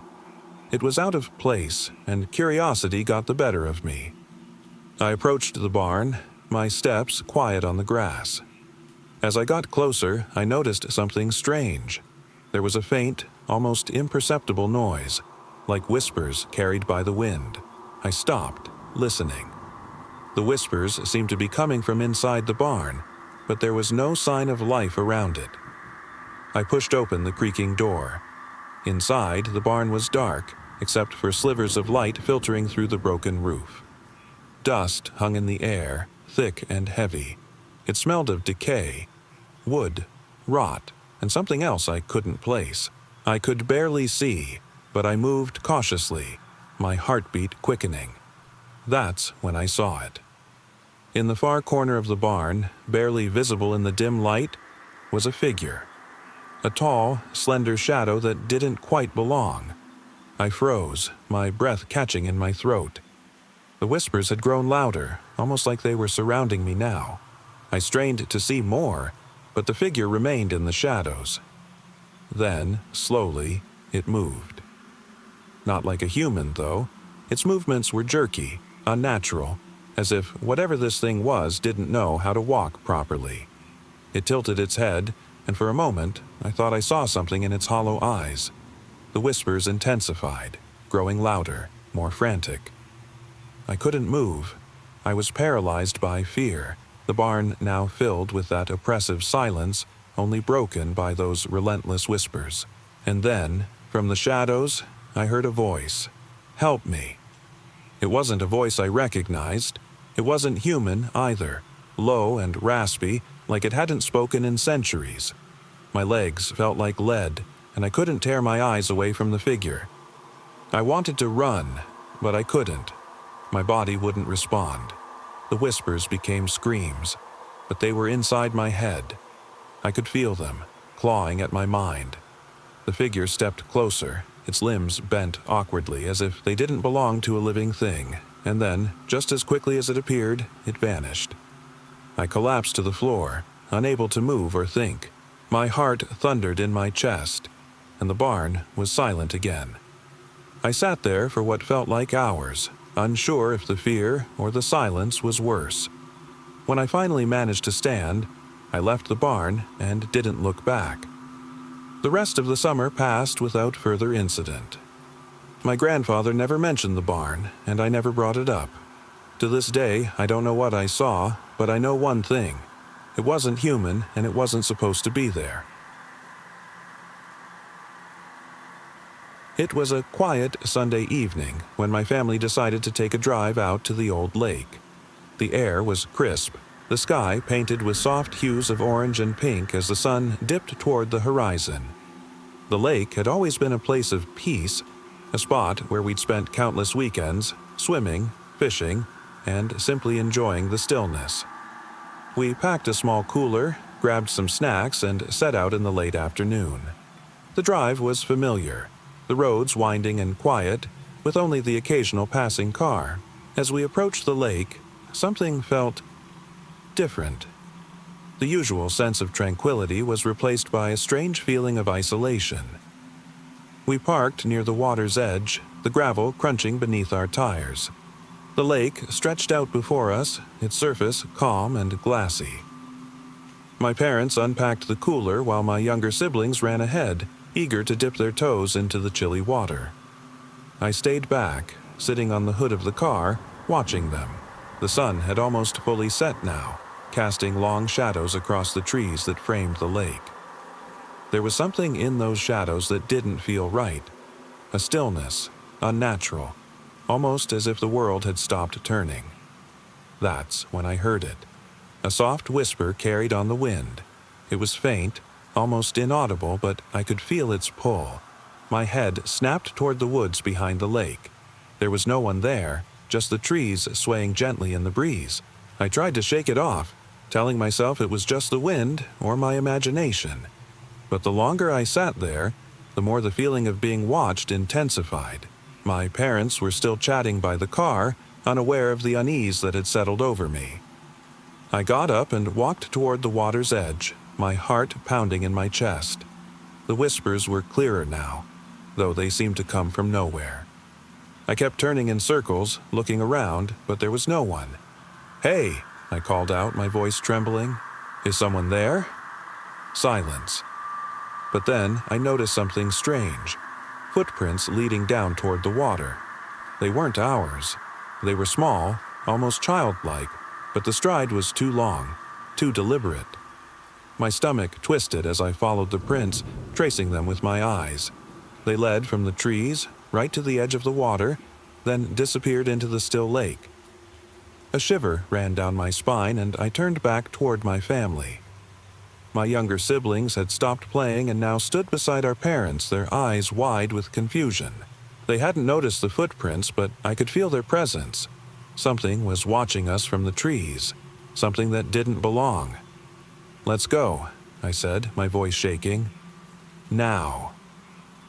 We hurried back to the car, the unease now overwhelming. I didn't dare look back, but the whispers followed us, trailing through the trees like whispers of something long gone. As we drove away from the lake, I kept glancing into the rearview mirror, half expecting to see those childlike footprints, soaked in water, following us. But they were gone. To this day, I still wonder about that evening. The lake has always been a place of peace, but something had lingered there. Something we couldn't see, but that made its presence known.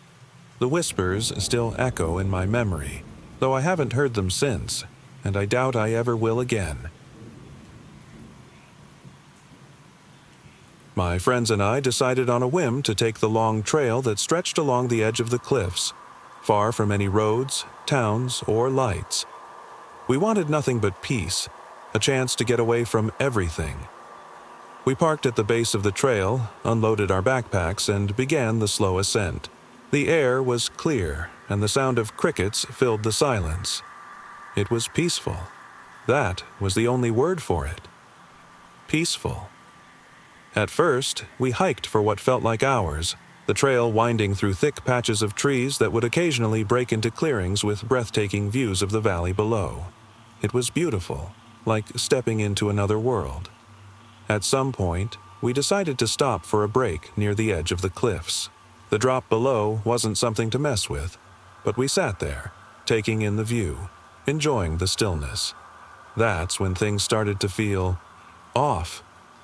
We noticed a faint noise, like someone dragging something heavy. It wasn't loud, but it was persistent. At first, we figured it was just the wind shifting rocks or something. No big deal. But then, the sound grew closer. I got up, walking a few steps toward the edge of the trail, and strained my ears, trying to pinpoint it. That's when I saw it. At first, I thought it was my imagination, but then I blinked, and there it was again. A figure. At the edge of the cliff, maybe 50 feet below us, just standing there. No flashlight, no movement, just still, like a shadow cast by the rocks.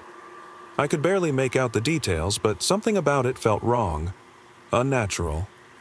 I called my friends over, but when they looked, there was nothing there. I didn't know what to say. My heart was racing as I tried to convince myself it was just some hiker far off in the distance. We decided to keep walking, thinking maybe we'd imagined it. The trail grew quieter the further we went, and the shadows of the trees seemed to stretch longer with each step. We came to a part of the trail where the ground dropped off steeply again, the cliff face towering above us. As we moved closer to that edge, the air seemed heavier. The noise returned, faint, dragging footsteps, but now accompanied by whispers, distant and soft. I could barely make out the words, but they sent chills down my spine. "We're still here," they said. My friends were laughing, unaware of what I'd heard. I looked around, trying to convince myself I was imagining things, but the unease in my chest was growing. The figure was still out there, watching us. I could feel its presence, even though I couldn't see it. We reached a part of the trail where the trees thinned, giving us a view of the valley again. Below, I saw something that made my stomach drop. Another figure standing by the edge of the cliff far below, and then another, and another, until the entire expanse below was filled with dark shapes that seemed to be watching us, unmoving. I froze. My friends kept walking, oblivious, but I couldn't move. I wanted to scream, to shout, but my voice wouldn't come. The figures, there were dozens of them, seemed to blend into the shadows of the cliffs, but I could feel their eyes on me.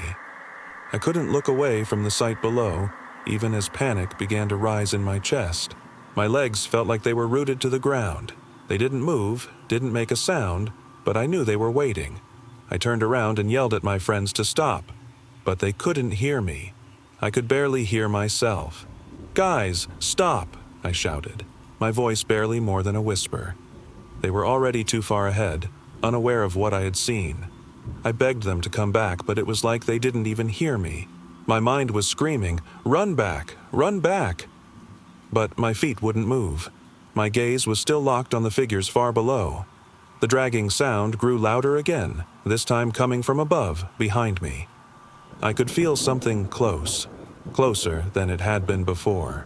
I turned around slowly, and that's when I saw it. The figure from earlier, the one by the cliff, now standing just a few feet away from me. Its face wasn't visible, but I could feel it watching me. Its presence seemed to drown out everything else. The sound of my friends, the wind, everything except the slow, deliberate footsteps drawing closer. "We're still here," it whispered again, and I could feel its breath against my neck. I didn't move. I couldn't. The figure leaned in closer, and I swear I could feel its cold, lifeless stare boring into me. But then, just as suddenly as it had appeared, it stopped. The dragging noise and whispers faded.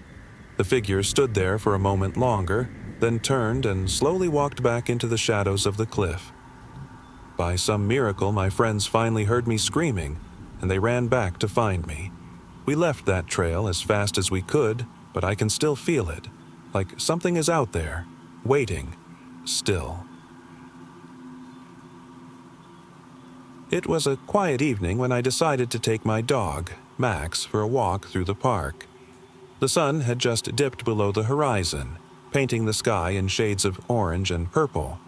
The park was usually bustling with families and joggers during the day, but by nightfall it became eerily deserted. Tonight, though, something felt different. Off. Max pulled gently at the leash as we wandered deeper into the park, his sharp eyes scanning the darkened trees. I wasn't worried at first, having walked these paths countless times, but tonight the usual calm was replaced by a creeping unease. We passed by the old playground, its swings creaking gently in the breeze. The air felt colder than usual, and I shivered, pulling my jacket tighter. That's when I heard it, a faint rustling in the distance like something moving through the underbrush. I stopped, listening. Max froze too, ears perked. "Come on, boy," I murmured, trying to shake off the strange sensation that prickled my skin. We continued walking, but the feeling didn't fade. Every step I took, the sense of being watched grew stronger. It was as though the trees themselves were closing in around us, watching in silence. I glanced back once, expecting to see someone, anyone, but the path behind me was empty. Still, the feeling of being followed remained. As we neared the center of the park, I spotted something strange, a flickering light in the distance. It looked like someone holding a lantern, but there was no sign of a person. My heart quickened. Max growled low in his throat, ears flat against his head. I tried to reason with myself. Maybe someone had lost a flashlight or a phone, nothing to be afraid of. Yet, as we approached the source of the light, I couldn't shake the feeling that something wasn't right. The glow flickered erratically like it was struggling to stay on. And then, just as quickly as it had appeared, the light went out. I froze, clutching Max's leash tightly. The only sounds were the rustling of leaves and the distant chirping of crickets. "Hello?" My voice broke the silence. I wasn't sure why I spoke. There was no one to answer. Max started pulling harder on the leash, his hackles raised. I could feel his fear radiating through the grip of my hand. I turned around, scanning the shadows beyond the trees, but they were still empty. Suddenly, the air felt heavier, like something was pressing against my chest. I couldn't shake the feeling that someone, or something, was watching me. The forest, which usually comforted me with its stillness, now seemed alive, watching, waiting.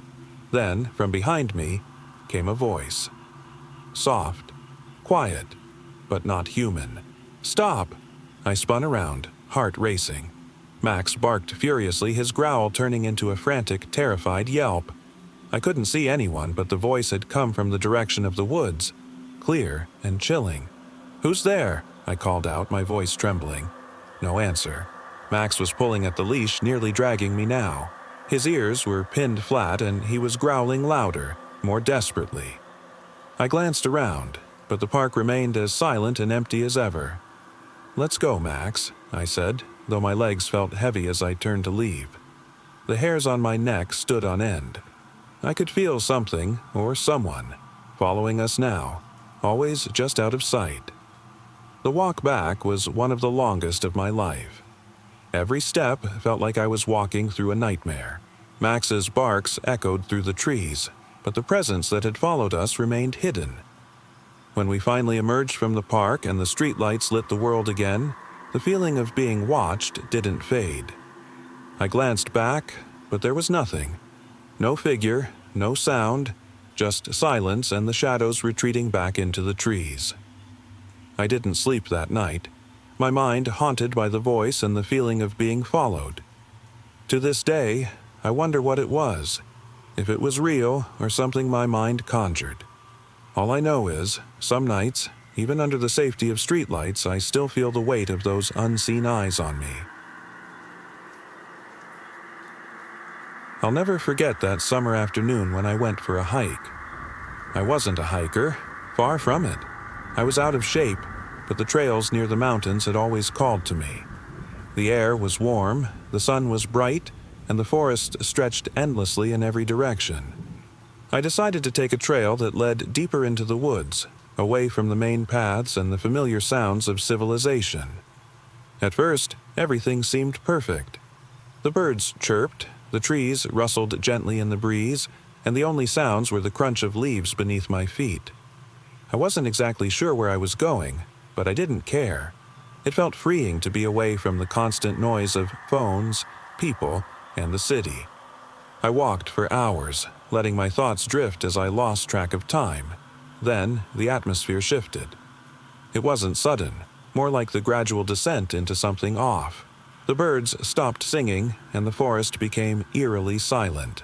The air felt heavier, thicker. The light filtering through the trees seemed dimmer, almost unnatural. I noticed the shadows stretching longer than they should have, growing darker, more menacing. My stomach twisted. I stopped and looked around, unsure why I felt so uncomfortable. Everything seemed the same. Trees, rocks, the trail, but something wasn't right. My instinct screamed that I wasn't alone. Slowly, I turned in a circle, scanning the forest. There was no one, just the trees, endless and unchanging. I tried to tell myself it was nothing, that I was just imagining things. But the longer I stood there, the more I felt eyes on me, watching. I quickened my pace, my heart pounding in my chest. The trail curved ahead, leading deeper into the woods, but I didn't want to go any farther. I wanted to turn back. My breath grew ragged, and with each step the sense of being followed only grew stronger. Then I heard it. The faintest whisper, just on the edge of hearing. It sounded like my name, softly spoken, carried on the wind. I froze. "Who's there?" I called out, my voice trembling. No response. The forest was still, except for the sound of my own breathing. My head was spinning, and my chest felt tight. I kept walking, but every instinct in me told me to turn around and leave. I glanced back once, and for a moment I could swear I saw something. Just a flash of movement, disappearing behind a tree. My pace quickened, and as I did, the whispers began again, louder this time.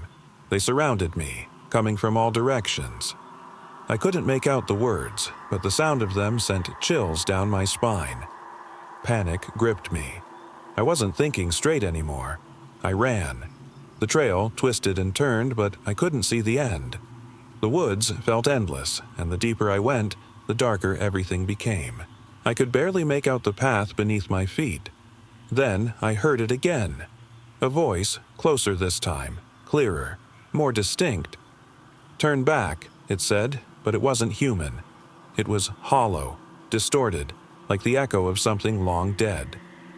"Leave this place." I stumbled, crashing through the underbrush. I didn't care about the trail anymore. Nothing mattered except getting out. My mind was screaming for answers, but I knew there weren't any. Suddenly, I burst out of the trees into a clearing. My eyes widened. There, in front of me, stood a figure. Tall, impossibly thin, with skin that seemed to ripple like smoke. Its eyes were black, hollow, and empty. It didn't move, just stood there, watching me with a cold, unsettling stare. I stopped, paralyzed by fear. My breath hitched and my legs felt like they would give out. But something inside me told me to run. I had to get away. I turned and sprinted back the way I came, but the forest seemed endless. Every shadow felt alive, every noise a threat. I couldn't shake the feeling that something was behind me, something that had followed me from the moment I stepped off the trail. Hours later, I made it out. I don't remember much of the journey back, only that I kept running, not knowing if I'd ever escape. To this day, I don't know what that figure was or why it followed me. The forest isn't the same to me anymore. There's a quiet, lingering fear every time I step into the woods, a reminder of that day when I became lost in a world I couldn't explain. The day had been perfect. We set out in the early afternoon to visit a small, desolate lake hidden deep in the hills. It wasn't a place anyone went often. Locals didn't talk about it much. My friends and I had stumbled upon it once before during a hike, and something about the isolation drew us back. The drive was long and winding, and by the time we arrived, the sun was just starting to dip behind the trees. The lake was peaceful, the water shimmering under the fading light. We were the only ones there, and it felt like our own private sanctuary. We unpacked our things, set up our chairs, and cracked open a few beers. The air was still and cool, but something felt off. I couldn't quite put my finger on it. The silence wasn't natural. There was a kind of tension in the air that made the back of my neck prickle. I shrugged it off, assuming I was just imagining things. We spent a few hours lounging by the water, laughing, talking about nothing in particular. The stillness of the lake seemed to stretch endlessly in front of us, but with each passing hour, the quiet felt less like a serene escape and more like something was watching from beyond. It wasn't until the sun had fully set that things began to feel wrong. The faintest whisper of a breeze started stirring the surface of the water, creating ripples that seemed to echo far too loudly in the quiet. The shadows stretched longer, and we started to hear distant noises, something scraping, dragging, far in the woods. My friends didn't seem bothered, but I felt my stomach knot. I tried to dismiss the feeling as nerves from being so isolated, but something in the air felt wrong. Every so often I'd glance toward the tree line, expecting to see someone or something, but there was nothing. Just trees, silent and still. As the last bit of light faded, we all decided it was time to head back. The trip back was uneventful, and we didn't talk much. The tension between us palpable. It wasn't until we were far away from the lake that things got truly strange. That's when my phone buzzed. A text popped up. "I'm still there." I froze. My heart began to pound as I looked around the car. No one else had mentioned anything about sending a text. I quickly unlocked my phone to check who it was from. The message wasn't from any of my friends. It was a number I didn't recognize. "I'm still there," it read again. My breath hitched as I realized the sender wasn't just talking about the lake. They were still there. I looked out the window, my eyes scanning the dark fields and forests rushing past. But there was no one. No car following us. No signs of movement. Just the empty, winding road. My phone buzzed once more, and this time the message read, "I've been following you since the lake." I clenched the steering wheel tighter. My mind raced. I wanted to believe it was some kind of prank, but deep down, I knew that wasn't possible. My friends hadn't received any message like that. No one could have known we were at the lake. We pulled over at a small, desolate gas station on the edge of town. The place was eerily quiet, and the flickering neon sign seemed to reflect the same unsettling silence from earlier. I stepped out, trying to shake off the creeping paranoia, but the world outside felt off. As I filled the gas tank, I kept glancing back toward the car, waiting for something. Anything. A noise from behind made me whip around. Nothing. But I could swear someone was watching from the darkened edge of the forest. Their shadows stretched impossibly long under the gas station's weak lights. I hurried back to the car, my phone gripped tightly in my hand. As I slid into the driver's seat, my heart skipped a beat when the screen lit up again. "I'm still here." This time, the message came with a photo, one of the lake. But it wasn't the peaceful image we remembered. The water was dark, and in the distance, barely visible in the fading light, something moved, something tall and unnatural. The last message followed. "I'll be with you, always." I never looked back as I drove. I couldn't. I've always been a creature of habit. Every Friday night, I'd grab my camera and head to the old train tracks that cut through the woods. It wasn't a destination anyone talked about. It was just a place, quiet and desolate, where I could sit and lose myself in the sounds of the passing trains. That night was no different. I parked my car at the edge of the tracks and made my way through the dense underbrush. The woods stretched on forever, the trees towering above, blocking out any sign of the outside world. I loved the solitude, the way everything seemed to pause out here. No phone signal, no noise, no interruptions, just me and the sound of the tracks stretching into the distance. I set my tripod up, adjusting the camera to capture the faint glow of the distant train lights. As I waited, I realized how dark it had become. The forest had swallowed all light, leaving only the cold glow of the moon casting shadows over the tracks. A slight breeze rustled the leaves, and the distant hum of a train echoed faintly in the distance. That's when I saw it. At first, it was just a flicker of movement at the edge of the trees, a shape, slender and dark, blending into the shadows.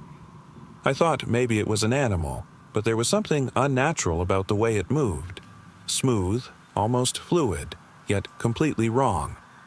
I stared, my breath catching in my throat. Whatever it wasn't natural. The figure stepped closer, moving with that same eerie grace, never making a sound. I froze, my finger hovering over the camera. My heart pounded, every nerve on edge. I told myself it was just a trick of the light, but deep down, I knew better. As it drew nearer, I could make out more details. It wasn't fully human. The proportions were off. Too tall, too thin. Its limbs stretched unnaturally, bending in ways that no person could. But the most disturbing thing was its face. No eyes, no nose, just a blank, hollow void where a face should have been. I wanted to look away, to grab my camera and run, but something held me there, frozen in place. The figure stood just a few feet from me now, its inky, featureless face staring straight ahead. I could feel its gaze on me, even though it had no eyes. That's when I realized it wasn't looking at me. It was looking through me. Panic surged through me, but my legs refused to move. It tilted its head as if examining me. Then, without warning, it turned and vanished into the trees. The silence returned, broken only by the distant rumble of a train far off in the distance. I stumbled backward, my hands trembling as I reached for my camera. The lens trembled as I brought it up, but there was nothing to capture. No figure, no tracks, just the woods. I sat there for what felt like hours, unable to process what I had seen. The train came, its light sweeping through the trees, but I couldn't bring myself to move. I waited, and when it passed, I grabbed my tripod and camera, my mind spinning, unable to shake the feeling that something had been watching me. That something was still there, lurking in the shadows, waiting. I never went back. It was a hot summer evening, and I had decided to take a walk through the neighborhood. The sun had set hours ago, leaving behind a deep, velvety darkness that seemed to stretch forever.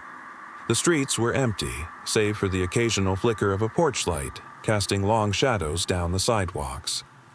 I lived in an old, quiet, suburban neighborhood that had once been bustling, but now felt hollow and deserted. Most of the houses were dark, their windows blank and lifeless. As I walked, I noticed the silence. No chirping of crickets, no rustling leaves. It was unnaturally still. The only sounds were the faint echoes of my own footsteps against the cracked pavement. Halfway through my walk, I noticed something off about the house 2 doors down from mine. Its porch light was flickering, buzzing faintly, like it couldn't quite decide if it wanted to be on or off. The windows were dark, and there was a strange emptiness to the place, as if the house itself had been abandoned long ago. But the most unsettling part was the shape standing by the front door. A tall, thin figure cloaked in shadow. At first, I thought it was just the edge of a tree or a dark outline of the house. But then I saw it move. Slowly, deliberately. The figure didn't seem human. It wasn't walking like someone lost or wandering. It moved with purpose, as if it were waiting, watching for something. I stopped in my tracks, my breath catching in my throat. I couldn't look away, even though every part of me wanted to turn and run. I wanted to shout, to call out, but something held me frozen in place. The figure tilted its head, staring in my direction. I could barely make out its outline, but there was something deeply unsettling about it. The way it stood so still, yet seemed entirely aware of my presence. Slowly, it began to move towards me, taking long, measured steps. My heart pounded in my chest. I wanted to scream, to flee, but my legs refused to move. I was trapped, rooted to the spot.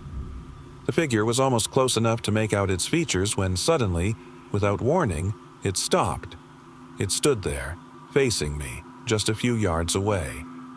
The silence stretched so thick I could hear my own heartbeat echoing in my ears. Then, without any discernible reason, the figure spoke. Its voice was low, almost mechanical, like it had been recorded and played back. "You should not be here." The words sent a shiver down my spine. I opened my mouth to respond, but no sound came out. I tried to take a step backward, but my body wouldn't move. The figure began to step closer again, and I could feel my panic rising. It tilted its head again, tilting toward me as if it was studying something. Then, almost too quietly to hear, it whispered, "You should have left already." Suddenly, everything snapped back into focus. My legs moved on their own, and I bolted down the street, adrenaline coursing through me. I didn't look back, not once, until I was safely back home, slamming the door behind me. That night, I couldn't sleep. The figure's words haunted me. I don't know what it was or what it wanted, but I know one thing for sure. Whatever it wasn't human. And I pray I never see it again. It was an ordinary Saturday when we decided to explore the old lake. It wasn't just any lake, it was surrounded by dense woods, hidden far from the main road. My friends and I had stumbled upon it years ago while hiking, but never spent much time there. Today, curiosity got the better of us. We packed a picnic and drove out, eager to spend the afternoon away from the usual noise of the city. The day was perfect at first. The sun was warm, the air was fresh, and the lake itself was calm and inviting. We set up our blankets near the shore, and for a few hours it felt like the world had stopped. We swam, took photos, and laughed under the canopy of trees. The forest around us seemed alive, buzzing with insects and birds. But there was something else, something that felt off. As the sun started to dip below the horizon, casting long shadows across the lake, we began to hear faint whispers. At first, I thought it was just the wind, but then it came again, clearer this time, like voices carried from the depths of the woods. I turned to my friends, but none of them seemed to hear it. "Did you guys hear that?" I asked, my voice barely above a whisper. They shook their heads, focused on the lake. I stood up, looking toward the trees. The whispers grew louder, more distinct, and now I was certain I wasn't imagining it. They weren't words, just faint, distorted murmurs, like something from a dream, calling out from the forest. "We should go back," I said, my heart starting to race. The feeling of unease was creeping in, swallowing any sense of peace we had earlier. "No way," one of my friends laughed. "We've got another hour of daylight, we're fine." I hesitated, wanting to stay but feeling that nagging, primal instinct to get out. Still, we stayed a little longer, hoping the sounds would fade. But they didn't. It was like the forest was alive, its very trees whispering to each other. The murmurs were all around us now, growing louder, almost like they were speaking directly to us. One of my friends, Mark, turned white as he stared at the woods, his eyes wide and searching. "I swear I hear something," he said, his voice trembling. "It's not normal." I glanced at the others. None of them seemed to be reacting as strongly, but I could see the tension in their faces. The air had turned colder, and the woods were shifting. Silent one moment, then alive with rustling leaves and distant sounds. The sun had disappeared behind the horizon, casting the area in shadows. Everything seemed to grow darker, more foreboding. Mark stood up, his voice barely audible. "We need to go. Now." The others agreed, though reluctantly. We quickly packed our things, keeping our eyes on the trees, half expecting something to emerge from them. The whispers grew louder as we walked toward the car, but no one spoke, too caught up in the creeping dread. When we reached the car, I turned back one last time, searching the forest for any sign of life. That's when I saw it, just a glimpse of something moving between the trees. It wasn't human, though. It was long and twisted, like a shadow, but with shape. It vanished in an instant, but I knew it had been watching us. My friends didn't see it, and I didn't say a word. I just got in the car, my hands trembling on the steering wheel. We drove away from the lake in silence, leaving the strange murmurs behind us. As we drove back toward the main road, I couldn't shake the feeling that something was still watching us from the darkness. I've never been back to that lake, and I never planned to. Whatever was out there, it felt alive, watching, waiting. And I know now, some things are better left unexplored. It was a quiet evening, and I was driving down a deserted highway, the kind where the road stretches endlessly with nothing but fields and trees on either side. I had been driving for hours, heading home after a long trip, and the dim glow of my headlights was the only source of light in the endless blackness around me. The air was thick with the scent of rain, though no storms had come. The tires hummed on the road, and the only sound was the rhythmic click of the wipers clearing the occasional drops from my windshield. I hadn't seen another car in hours, not since leaving the last town, and I felt that familiar sense of isolation creeping in. As I turned a bend, the first thing I noticed was the old wooden sign. It was weathered and barely legible, but I could make out the faint outline of the words, Eagle Point, 5 miles. I didn't remember seeing a town named Eagle Point on any map, but the sign wasn't particularly unusual, just another small forgotten place along this endless stretch of road. I was tempted to speed up, eager to get home, but something about that sign pulled me in. Curiosity, maybe, or the strange sense of solitude that had settled over the drive. I took a slow turn down the narrow, winding road that led toward Eagle Point. As I approached, the first thing I noticed was how dark everything had become. The streetlights in this part of the country were practically non-existent. The only light came from the faint glow of my headlights cutting through the night. Eagle Point wasn't much of a town. A few houses stood in various states of disrepair, the yards overgrown and dotted with wildflowers and weeds. There was no one outside, no cars, no movement, just a stillness that seemed to stretch forever. I drove slowly through the quiet streets, my senses on edge. That's when I saw the church. It wasn't like the other buildings. It was old, its steeple towering above the others, casting long, dark shadows across the ground. There was something unsettling about it, the way the windows reflected the light like hollow, staring eyes. I slowed down and parked across the street, unsure of why I felt so drawn to it. I stepped out of my car and walked toward the church. The ground was soft beneath my feet, the sound of crunching gravel echoing in the stillness. The door creaked open slightly as I pushed it, revealing the dim interior. Dust motes floated in the air, catching the faint light from my phone. The pews were empty, and the air smelled musty, old. The silence felt heavier here. It wasn't just quiet, it was oppressive, like the church itself was holding its breath, waiting.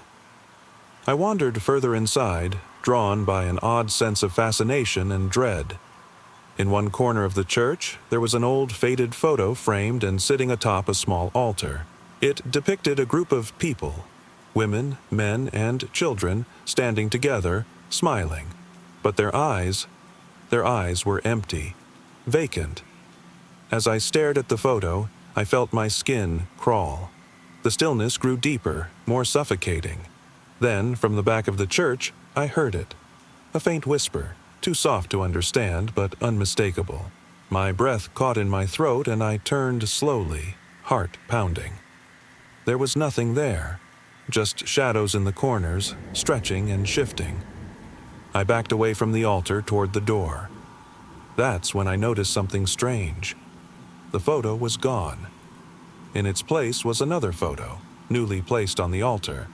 This one showed me, alone, standing by my car with an empty, hollow stare.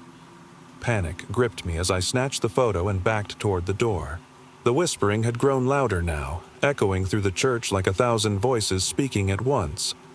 I couldn't make out what they were saying, but the tone was haunting. I stumbled outside, the door slamming behind me. I didn't stop running until I was back in my car, my heart racing like it might burst. I drove as fast as I could, eyes locked on the road ahead. When I finally dared to look back, the church was gone, just empty fields stretching into the void. I never went back. To this day, I can't explain what I saw or heard. All I know is that some places aren't meant to be revisited. Some places leave you changed, and some places never really leave at all. I never thought a simple trip to the library could haunt me like that. It was an ordinary evening, nothing out of the ordinary. I had just finished dinner and decided to visit the library downtown. I'd always loved the quiet, the smell of old books, the calmness of the place. It was something I did regularly, but that night felt different. The library was quiet, like usual, with only a few people scattered around, their heads buried in books or computers. I liked the peaceful hum of pages turning and the faint sound of the old fluorescent lights buzzing above. It felt like time moved slower there. I spent the evening reading, drifting through the stacks until I found myself in the back of the building. That's where the old section was, filled with dusty aged books no one really touched. It was peaceful, almost serene. But something was off. I remember feeling like I was being watched. The feeling started slowly, creeping up on me. I dismissed it at first, telling myself it was just my imagination. But then I heard it, a faint whispering. I turned, looking around, but there was no one there. The whispering continued, just soft enough that I couldn't make out the words. It was almost as if someone was speaking right next to my ear, but nothing was there. I tried to ignore it, convinced I was imagining things. Still, the feeling of being watched grew stronger. I decided to leave, but as I passed the long row of bookshelves, I noticed something strange. At the end of the row stood a figure, tall and thin, just standing there in the dim light. Its face was obscured by the shadow, but its posture was unnervingly unnatural, like it wasn't quite human. I froze, my breath catching in my throat. I blinked, trying to convince myself it wasn't real, but when I looked again, the figure hadn't moved. My legs felt like they were made of stone. I couldn't look away. There was something about it that didn't belong, something wrong. Then, in a voice that wasn't human, it whispered my name, soft but chilling.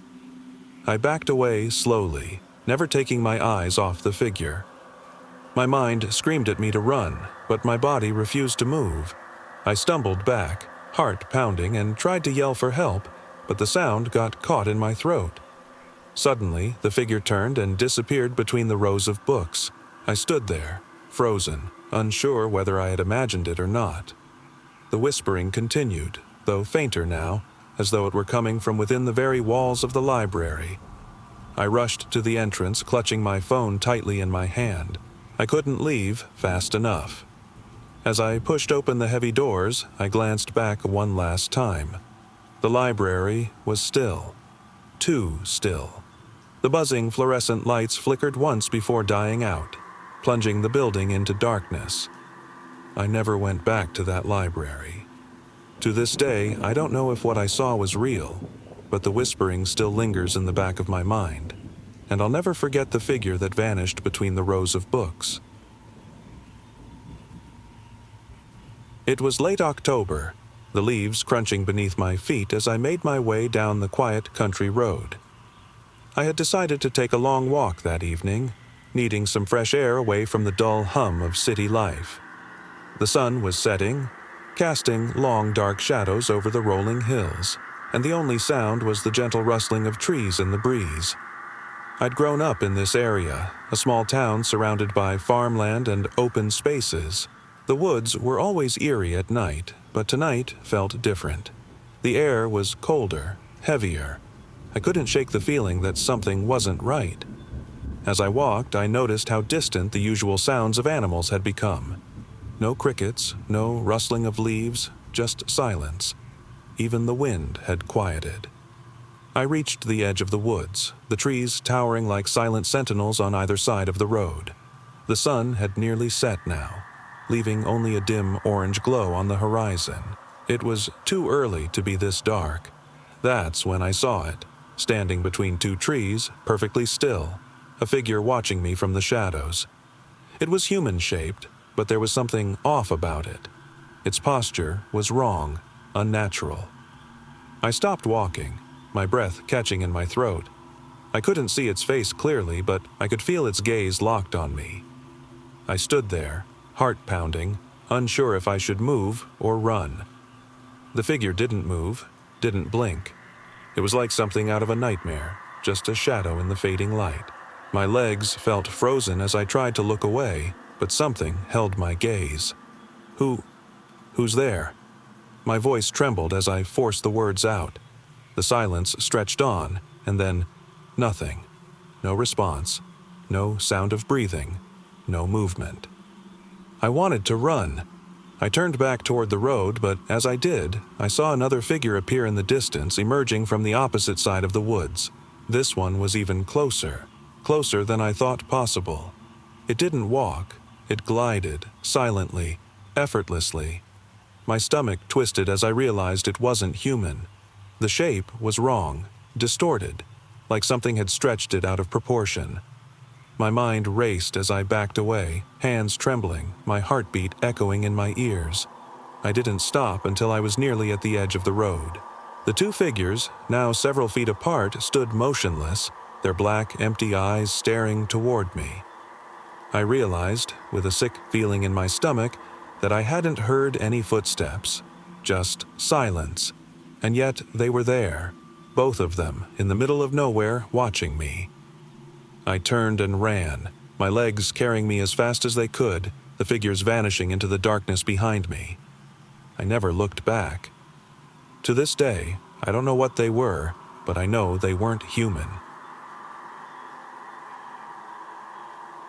I never believed in the old tales they told about the abandoned factory. It was a relic of the past, a place everyone in town seemed to avoid. Rumors of shadows, whispers, and things that went bump in the night had always seemed like just that. Rumors. But I was never one to fear the unknown, at least not until that night. I had always heard stories from my parents and older folks about the factory. How it had been shut down decades ago after a series of strange occurrences, machinery running on its own, lights flickering and whispers echoing through the empty halls. But no one I knew had actually dared to enter it until that night. It was a few weeks after the factory officially closed down for good, and curiosity got the better of me. A few friends and I decided to explore. The building was towering, windows shattered, rusted beams sagging. The front doors creaked as we pushed them open, the air inside heavy with the scent of decay. We stepped cautiously through the dimly lit corridors, flashlight beams cutting through the thick shadows. We wandered through empty hallways filled with old machinery, cracked concrete, and scattered bits of broken equipment. It was like walking through the echoes of the past. The deeper we went, the quieter everything became. I started feeling like we were being watched. My heart was racing, but I told myself it was just the echoes of our own footsteps. We stopped in what once must have been a break room. A long, faded table sat in the center, surrounded by chairs that looked like they hadn't been used in years. The silence in the room was oppressive. I could hear the faint buzz of the fluorescent lights above us, barely hanging on. That's when it started, the faint whispering. It was so soft at first, barely audible, like someone was talking just on the edge of hearing. I froze, trying to make sense of it, but the others didn't seem to notice. I shook my head, telling myself it was just the wind, the old building settling, but the whispers didn't fade.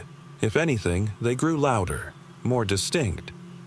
I took a step toward the hallway, my friends still gathered around the table. The whispers were clearer now, and they sounded wrong. It was like they weren't coming from anywhere. The words were faint, but they seemed to be repeating the same thing over and over, like a distorted echo. Leave. Leave. Leave. I tried to call out to my friends, but the words caught in my throat. My flashlight flickered, then died completely. Panic gripped me as I scrambled to replace the batteries, but my hands were trembling so badly I could barely manage. "Guys," I managed to whisper, my voice shaking. "We need to get out of here." I heard a low, raspy laugh behind me, cold and hollow. My blood ran cold. I turned around slowly, expecting to see one of my friends, but there was no one there. The whispers had stopped, but the air grew colder. I could feel a presence in the room now, something that wasn't human. I heard it then.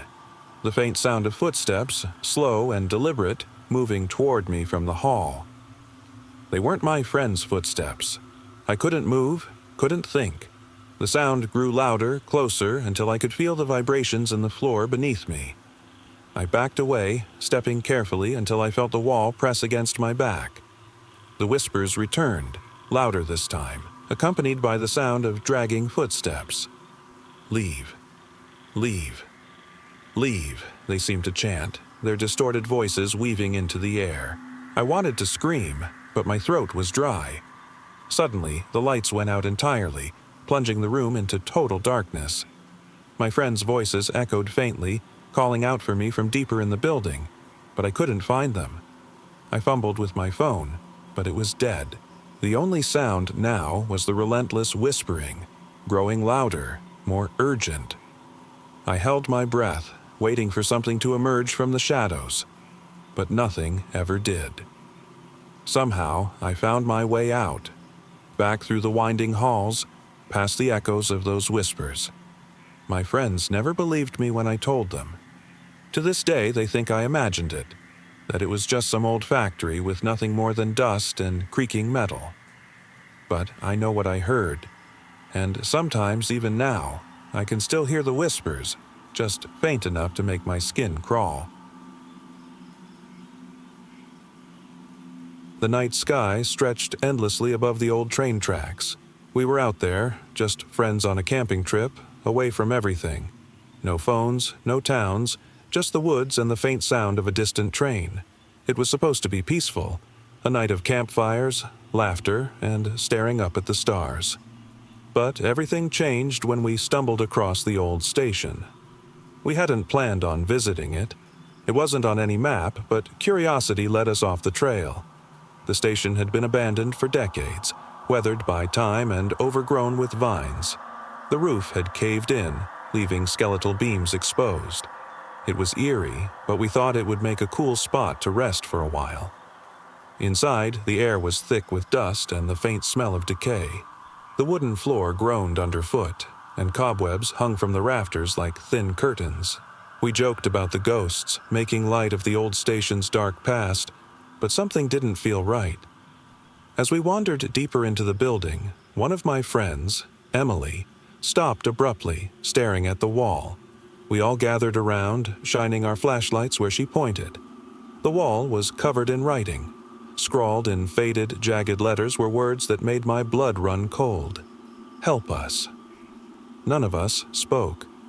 We stood there, frozen, as if the very silence around us was pressing down. There were other messages, scratched out beneath, phrases we couldn't make sense of. Words about trains, about waiting, and something else entirely. "They're still coming." That's when the whispers began. Soft, indistinct murmurs that seemed to come from everywhere and nowhere. I turned to see if anyone else had heard them, but my friends were motionless, their eyes wide with fear. The whispers grew louder, more urgent. It felt like they were closing in on us. We bolted from the building, running back toward our campsite, the sound of our footsteps drowned out by the endless rustling of the trees. My chest heaved as we made it back to the clearing, but we couldn't escape what followed. Back at the campfire, we all sat in silence, watching the flickering flames. I kept glancing toward the trees, waiting, expecting to hear something again. But it was the quiet that frightened me the most. The rest of the night passed without another sound, but I couldn't sleep. My mind kept replaying those words, that feeling of being watched. Even now, I wonder what was meant by those messages, and if they're still out there, waiting. We left the station behind, but the memories of what we saw have never left me. The train is long gone, but I know they're still out there. It was a quiet evening when my friends and I decided to take a drive out to the old orchard at the edge of town. The sun was low in the sky, casting long shadows over the rolling hills, and the air was crisp.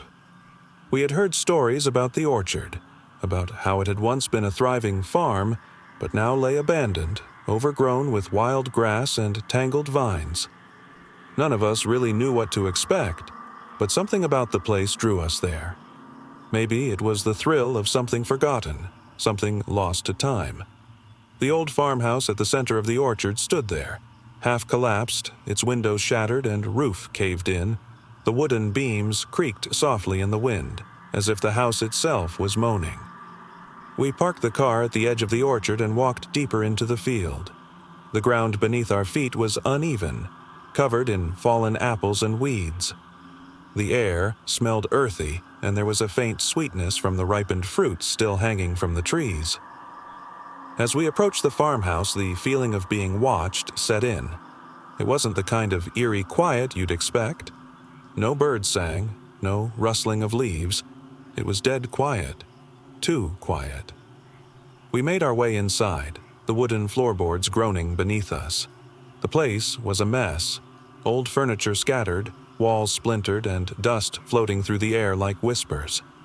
A sense of unease clung to the room, heavier with each passing second. It wasn't just the silence. It was as if something had been waiting in the shadows for us. One of my friends, Sarah, wandered into the next room. I followed behind, but stopped when I noticed something odd. In the corner of the room, there was a chair. No, 2 chairs.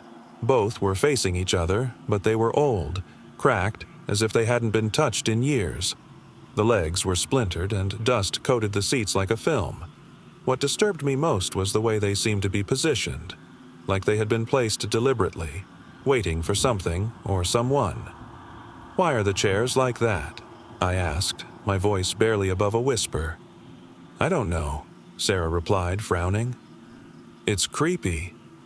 We both stood there, staring at the chairs, the silence pressing down harder.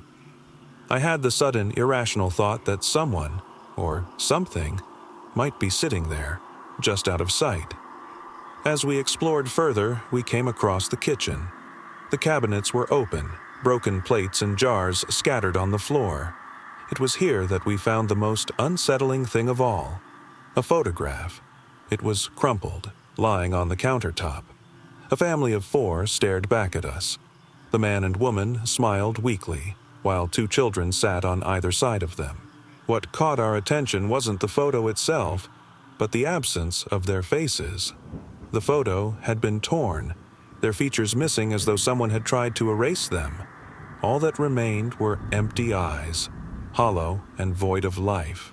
"What happened here?" Sarah whispered. Her voice trembled. "I don't know," I replied, my throat dry. As we turned to leave, I noticed something moving outside the shattered window. A figure, thin, tall, standing in the distance just beyond the trees. I couldn't make out any features, only the silhouette of someone or something watching us from the edge of the orchard. My heart pounded and I stepped back, whispering, "Do you see that?" Sarah followed my gaze, her eyes widening. I saw it too.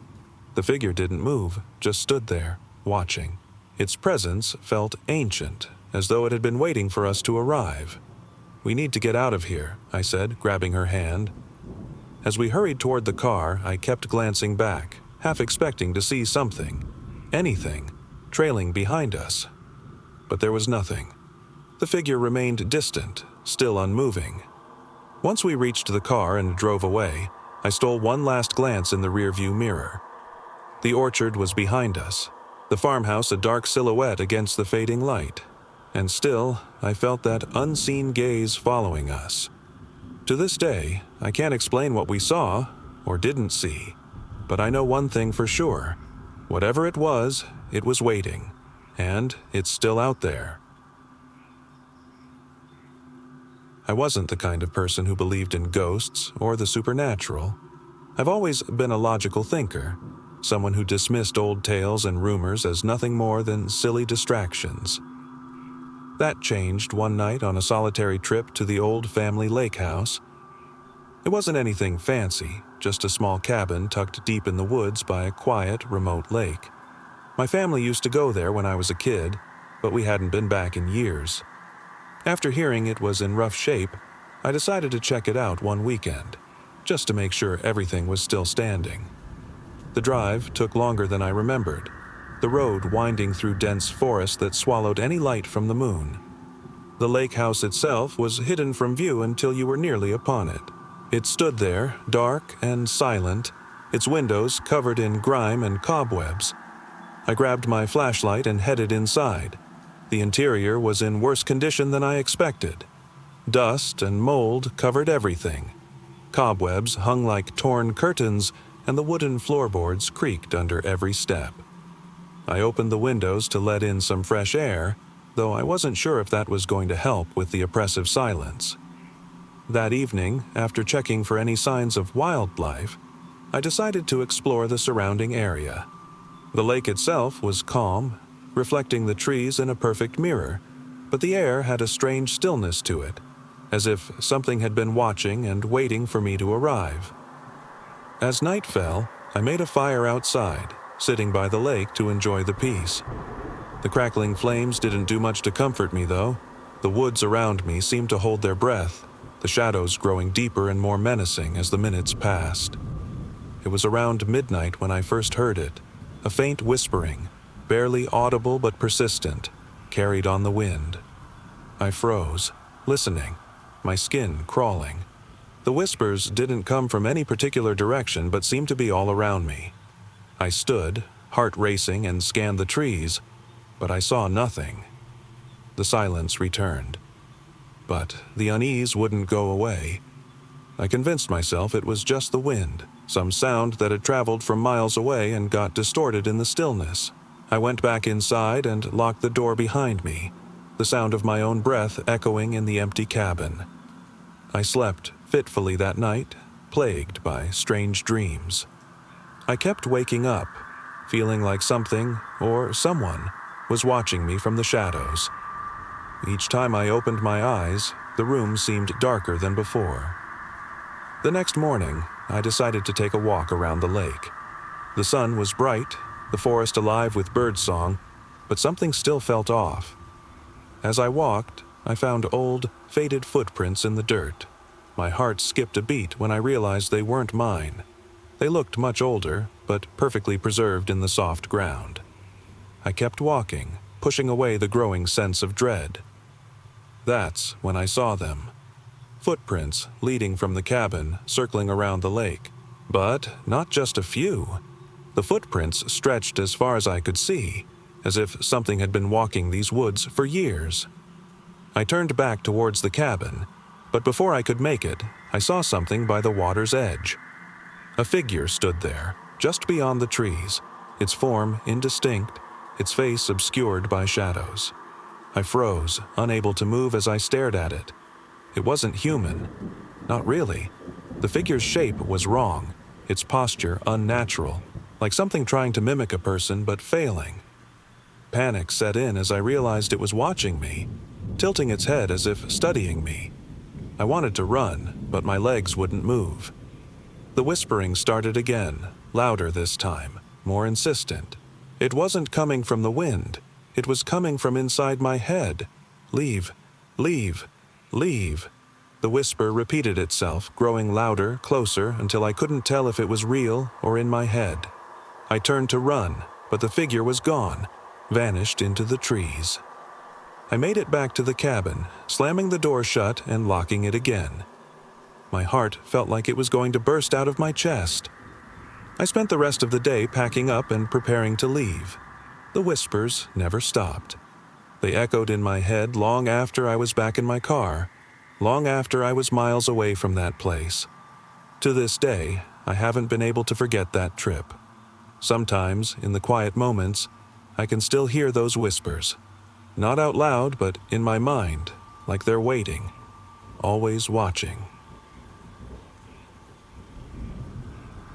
The night had been uneventful at first.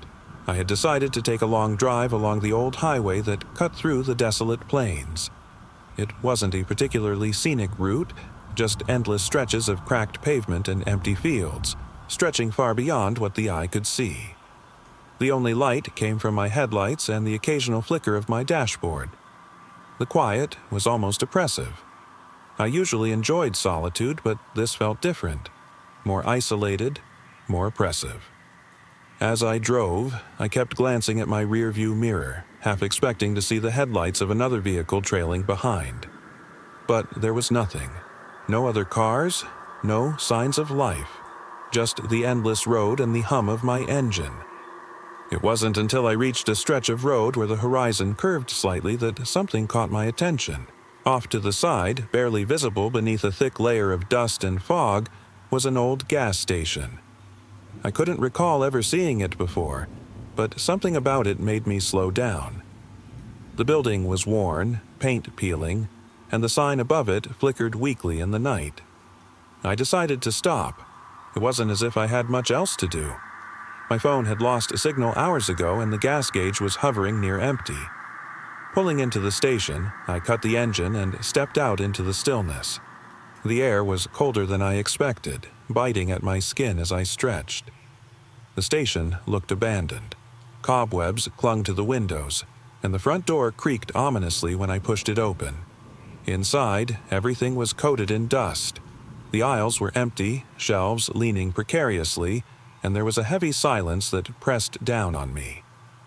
I checked the register. Empty. The shelves were stocked, but there wasn't a single item that looked untouched in decades. My footsteps echoed as I wandered further inside, drawn by a sense of curiosity mixed with unease. That's when I heard it, the faintest sound, like a whisper on the edge of hearing. I stopped, my breath hitching. The noise wasn't coming from inside. It was outside, near the side of the building, like someone was dragging something heavy across the gravel. I moved toward the door and cracked it open. Nothing but the dark stretch of road and the fog that clung to the horizon.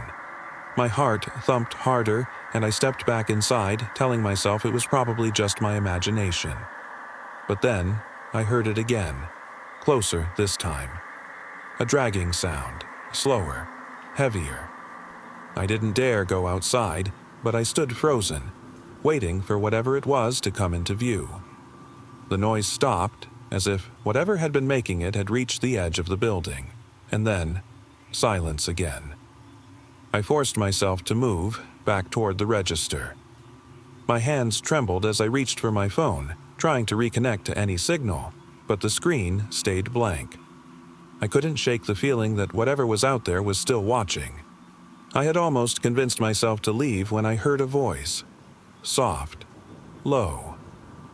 Hello? My stomach twisted. It wasn't like any human voice I'd ever heard.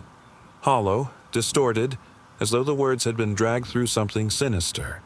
I backed further into the station, heart racing. "Who's there?" I called, but my voice shook. The silence stretched, then came the whisper again, closer. "Why are you here?" I didn't have an answer. My mind raced through possibilities.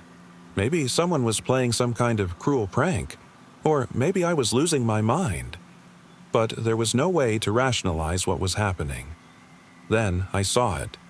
A figure emerged from the fog, moving with an unnatural gait. Its limbs were too long, bent at angles they shouldn't have been. Its face was shadowed, but I could see eyes, dark, hollow pits where the light should have been. I stumbled backward, knocking into a shelf. "No! No!" I screamed, my voice cracking. The thing didn't respond. It continued to move toward me, silent but relentless. Desperation set in. I didn't think, I just ran, back toward the door, my breath coming in ragged gasps. I shoved the door open, not even bothering to check behind me. The fog outside was thicker now, swallowing the road, the station, everything. I sprinted, not caring where I was going, only knowing I couldn't stay there. My legs burned, but I didn't stop, didn't look back, not until I found my car and jumped inside. When I glanced in the rear-view mirror, there was nothing there, just the road, stretching on endlessly. But I knew whatever had followed me, whatever had been waiting in the shadows of that gas station, wasn't gone. It was still out there, and it wouldn't stop. I'll never forget that summer evening. It was just a normal family trip, something we did every year, driving out to the old orchard just outside town. My parents, my siblings, and I. We had always gone there to pick fruit, sit beneath the trees, and enjoy the quiet, rural countryside. The orchard had been there for as long as I could remember. rows of apple trees stretching out into the distance, their branches heavy with fruit. My family had visited so many times over the years that I hardly noticed the quiet, the rustling of leaves, or the way the sunlight filtered through the trees in that peaceful rhythm. That night felt different from the start. The sky was painted in soft shades of orange and pink, but it wasn't just the beauty of the setting sun that was off. It was the stillness. Even the air felt thick, like something was holding its breath. We parked the car under the massive oak near the entrance, the old wooden sign creaking as the wind blew through it. My parents were excited, chatting about how many baskets we would fill while my younger brother and sister ran ahead toward the trees. I lagged behind, lost in my own thoughts. It wasn't long before I noticed how eerily quiet the orchard was. No birds, no rustling leaves. It felt like the world had been muted, as if the usual sounds of nature had been snuffed out. I glanced around, but there was no breeze, no rustling, no movement of any kind. Even the ground beneath my feet seemed strangely still. As I followed my family deeper into the rows of trees, I started to feel a creeping sense of unease. My siblings' laughter faded away, replaced by a strange silence. I could hear their footsteps ahead of me, but the normal sounds of nature were gone. The air felt too still, almost too heavy. When I caught up with them, I noticed my brother and sister standing frozen, staring at something a few yards ahead. I followed their gaze and froze too. In the distance, there was a figure. It wasn't human, but something wrong. Tall and gaunt, its limbs moved unnaturally like they were too long, too stiff. Its head tilted sharply toward us, and I could feel my breath catch in my throat. It wasn't moving like a person. Its movements were jerky, mechanical, almost like it didn't understand how to walk properly. It took one slow step toward us, and I noticed it wasn't wearing any clothes. Its skin was pale, almost translucent, and stretched tautly over its bones. I wanted to run, scream, do anything, but I was frozen. The figure didn't make any sound, just continued to advance slowly. My brother and sister didn't move, their eyes wide with fear. My parents were oblivious, still walking ahead, chatting like everything was normal. I finally found my voice. "Mom! Dad!" I shouted, my voice shaking. "Something's out here." They turned, faces puzzled. "What are you talking about?" my mom asked, but when they saw the figure, their smiles dropped. My dad's expression went blank and my mom let out a small gasp. "Stay back," my dad said, his voice low and sharp. "Everyone, stay together." The figure took another step closer, its movements jerky and unnatural. It didn't seem hostile, just wrong, like it wasn't supposed to be there. We all took a step back, trying to back away from it. The creature stopped a few feet away, tilting its head in that disturbing, unnatural way. Its hollow eyes seemed to be searching for something, or someone. "We need to get out of here," my dad said urgently. His voice trembled as he turned to lead us back to the car. My mom grabbed my brother and sister, pulling them along as we hurried through the orchard. But as we ran, I couldn't shake the feeling that the figure was still watching us. I dared a glance back and saw it standing there, unmoving, as though rooted to the spot. When we made it to the car, my dad slammed the door shut, and we drove away as fast as we could. The figure never moved, never followed. It was just there, standing in the stillness of the orchard. I looked back through the rearview mirror one last time. It was still there, standing perfectly still, the sun finally disappearing behind the trees. Even now, I don't know what we saw that night, but whatever it wasn't human, and it wasn't supposed to be in that orchard.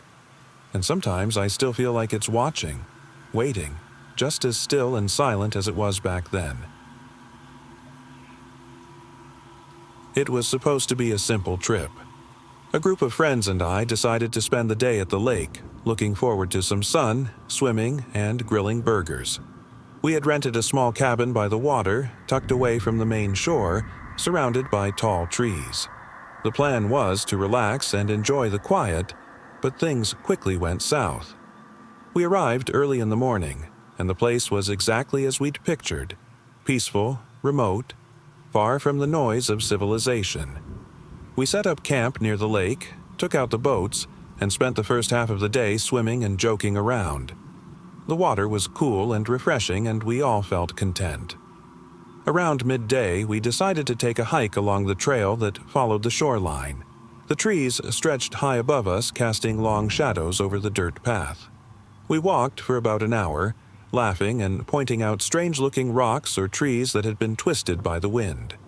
It was nice, peaceful even. That's when it happened. We came across an old, weathered sign that pointed off the trail. "No trespassing," it read. We hesitated for a moment, unsure if we should follow it.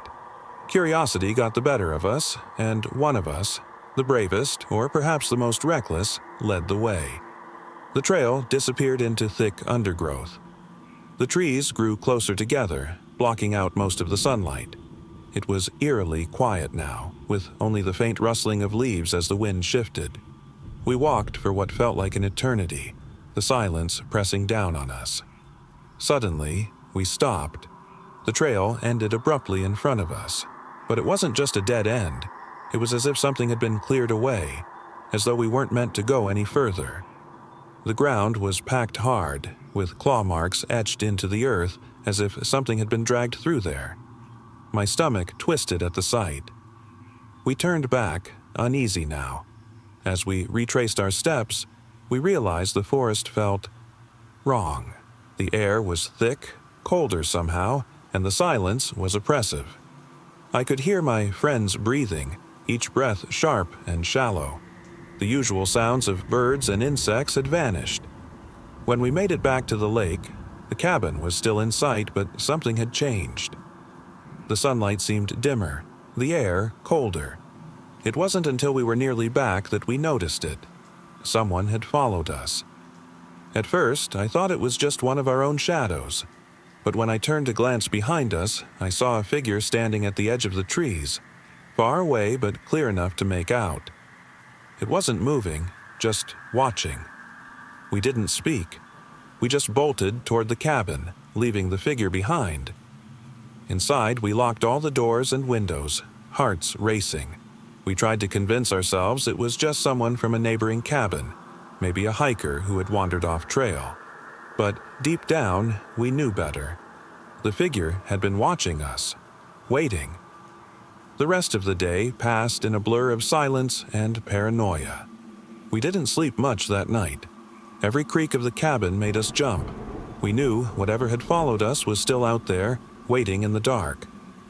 By morning, the figure was gone, but the fear remained.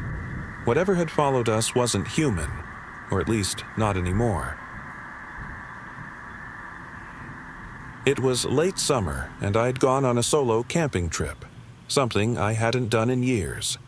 My usual companions had fallen through, but I felt an odd pull to get away from everything and find some peace in the quiet of the wilderness. I chose a remote spot deep in the forest, far from any trails or campsites. I wanted isolation, and I got it. The first day was perfect. The forest stretched out in every direction, vast and untouched. I set up my tent near a small stream, and the sound of running water helped calm my restless mind. There were no signs of other people, no other sounds except for the occasional rustling of leaves and birdsong. That night, as I sat by the fire, I thought about how peaceful it all felt. I'd grown so used to the noise of city life, and now, surrounded by nothing but nature, it was like the world had slowed down. I didn't feel the usual anxiety or stress that had followed me in recent months, but as I lay in my tent, drifting off to sleep, I was suddenly jolted awake. Something had rustled outside. I sat up, listening intently. The forest was still, save for the sound of my own heartbeat. I couldn't shake the feeling that someone, or something, was near. The night passed in silence after that. I convinced myself it was just my nerves. The forest can play tricks on you, and my overactive imagination was likely running wild. By morning, I was ready to forget the incident. But as I broke camp, I noticed something strange. Around my tent, the ground was uneven, disturbed. It looked like something heavy had walked through during the night, leaving deep, uneven prints. I followed the trail they made, huge, unnatural footprints that seemed to lead away from the stream and deeper into the woods. I told myself it was probably an animal. Bears roamed these parts, sure, but the tracks were larger than anything I'd ever seen before. They were too large, the stride too long. I tried to brush it off as fatigue playing tricks on me. That afternoon, as I ventured further into the forest, something shifted.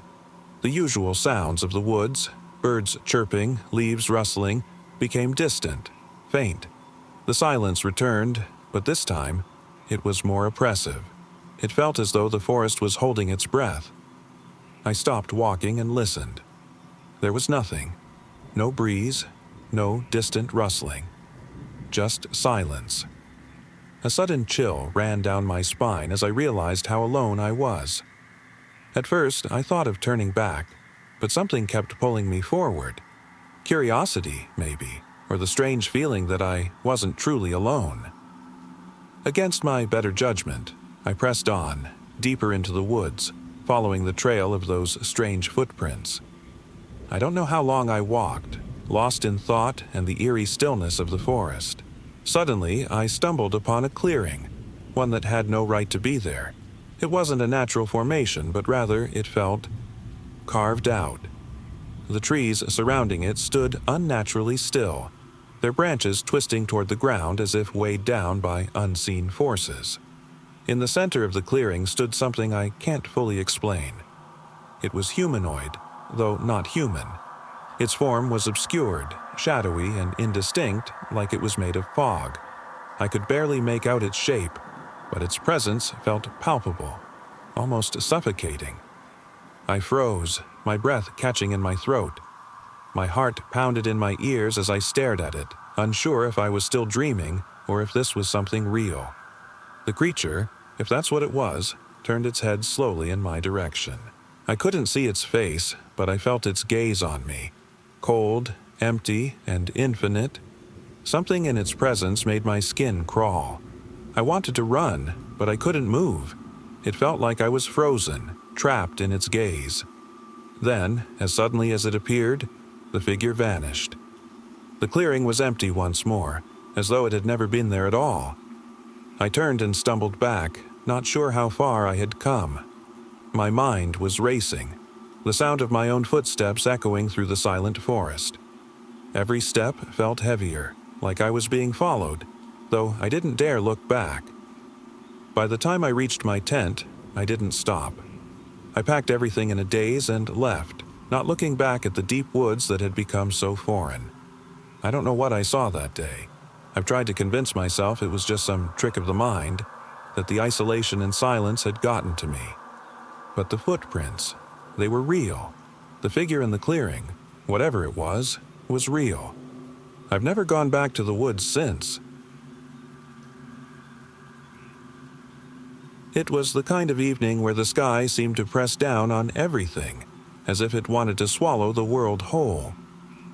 My friends and I had decided to take a drive out to the old abandoned lighthouse, miles from any town, where the cliffs stretched out over the ocean like they were reaching toward the sky itself. The lighthouse had been shut down decades ago, long before anyone could remember. We'd heard rumors that it was haunted, but we didn't believe in that kind of stuff. We just wanted an adventure. The road to get there was narrow, winding, and barely lit by a few flickering streetlights that flickered on and off like they were uncertain of their own purpose. We parked the car at the base of the cliffs and began walking toward the lighthouse. The air smelled of salt and decay, the kind of place where you feel like you've stepped out of time. The lighthouse stood there, looming and skeletal against the darkening sky. Its red brick tower stood like a sentinel, long forgotten, its windows cracked and covered in moss. We reached the entrance, a heavy metal door that creaked open with a groan. Inside, everything was covered in dust. The old lanterns hung from the walls, cobwebs stretched between them. The faint smell of mildew and dampness clung to everything. We walked up the narrow staircase, the sound of our footsteps echoing in the confined space. The higher we climbed, the darker it got. The dim light from the lanterns barely illuminated our path. I kept expecting to hear something.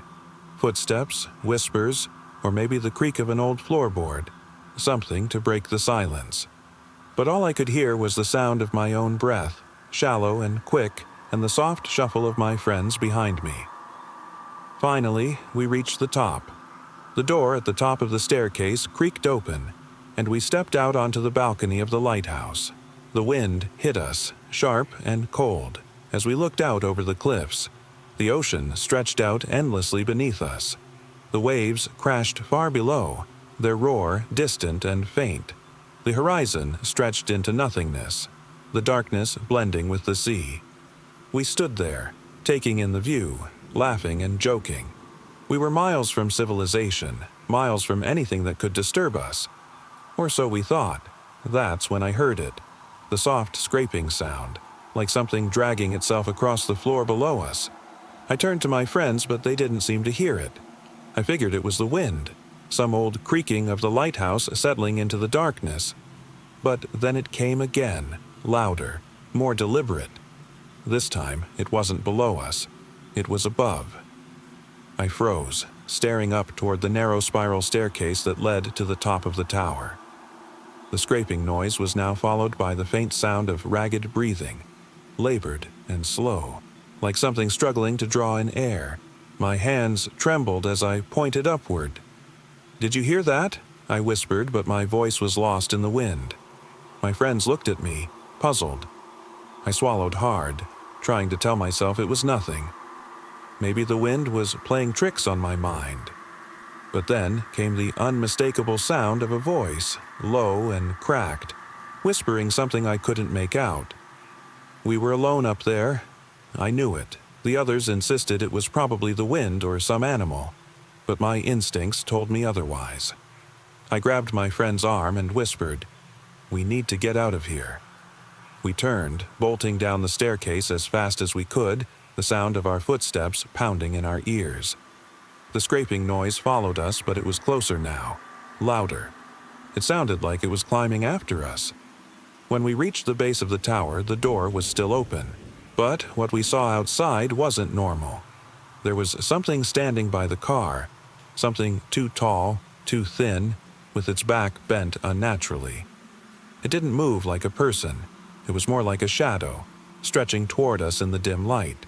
Its eyes, if they could be called that, were hollow, dark, and seemed to burn with a cold, inhuman light. I wanted to scream, but my voice wouldn't come. The others were frozen in place, too terrified to move. The figure turned its head slowly as if observing us, and then started to walk toward us. Its movements were slow, deliberate, as if it wasn't sure what it wanted.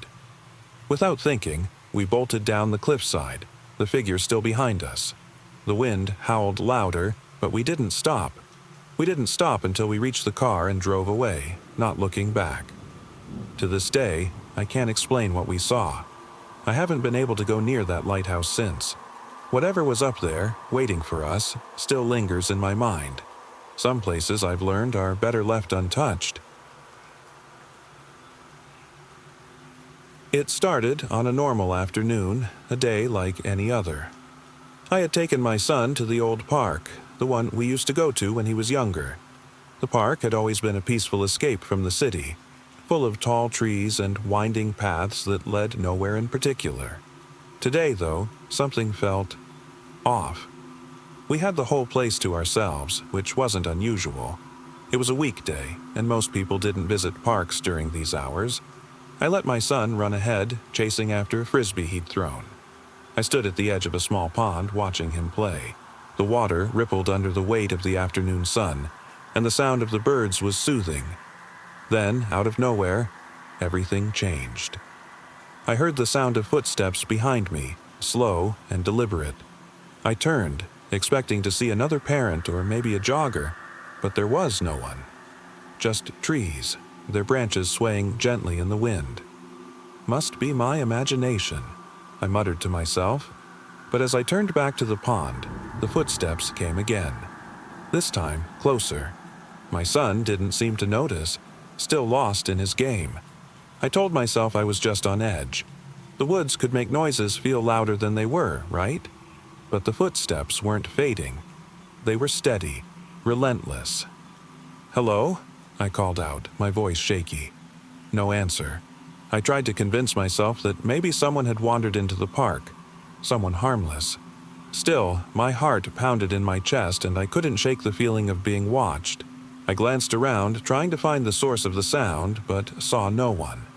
The footsteps came again, closer this time, circling around the pond.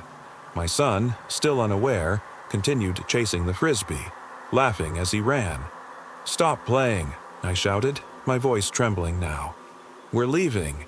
He didn't hear me. Or maybe he didn't care. I clenched my fists, trying to keep my composure, but my legs felt like they wanted to run. My instinct screamed at me to get out of there, but I couldn't just leave him.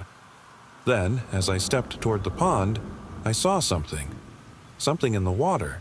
It wasn't a reflection. It was a figure. A shadow, floating just beneath the surface. It wasn't moving like anything natural. It seemed to be watching us. Unmoving. Unmoving. I took a step back from the water, my breath hitching in my throat. What was it? Some kind of trick of the light? My mind raced, but fear took over. I had to get my son. "Come on," I called again, louder this time, my voice breaking. My son didn't seem to hear me. He was too far gone in his play, oblivious to the danger I now felt closing in. I sprinted toward him, my heart screaming with every step. I grabbed his arm, pulling him hard. His laughter stopped, replaced by confusion. "What's wrong, Dad?" "We're leaving." "Now," I said, trying to keep my voice calm but firm. As I turned back toward the path, I saw it again. The figure, this time fully visible. It stood at the edge of the pond, watching us. Not human, not animal. Something else entirely. Its form was blurred, not entirely solid, but its eyes were unmistakable. Dark, hollow, watching us. I held my son tighter, running, my breath ragged. We didn't look back, didn't stop until we were far away from that place. As we reached the park entrance, I glanced once more over my shoulder. The figure was still there, motionless, watching us. The only thing I could hear was the sound of my heartbeat, racing through my ears.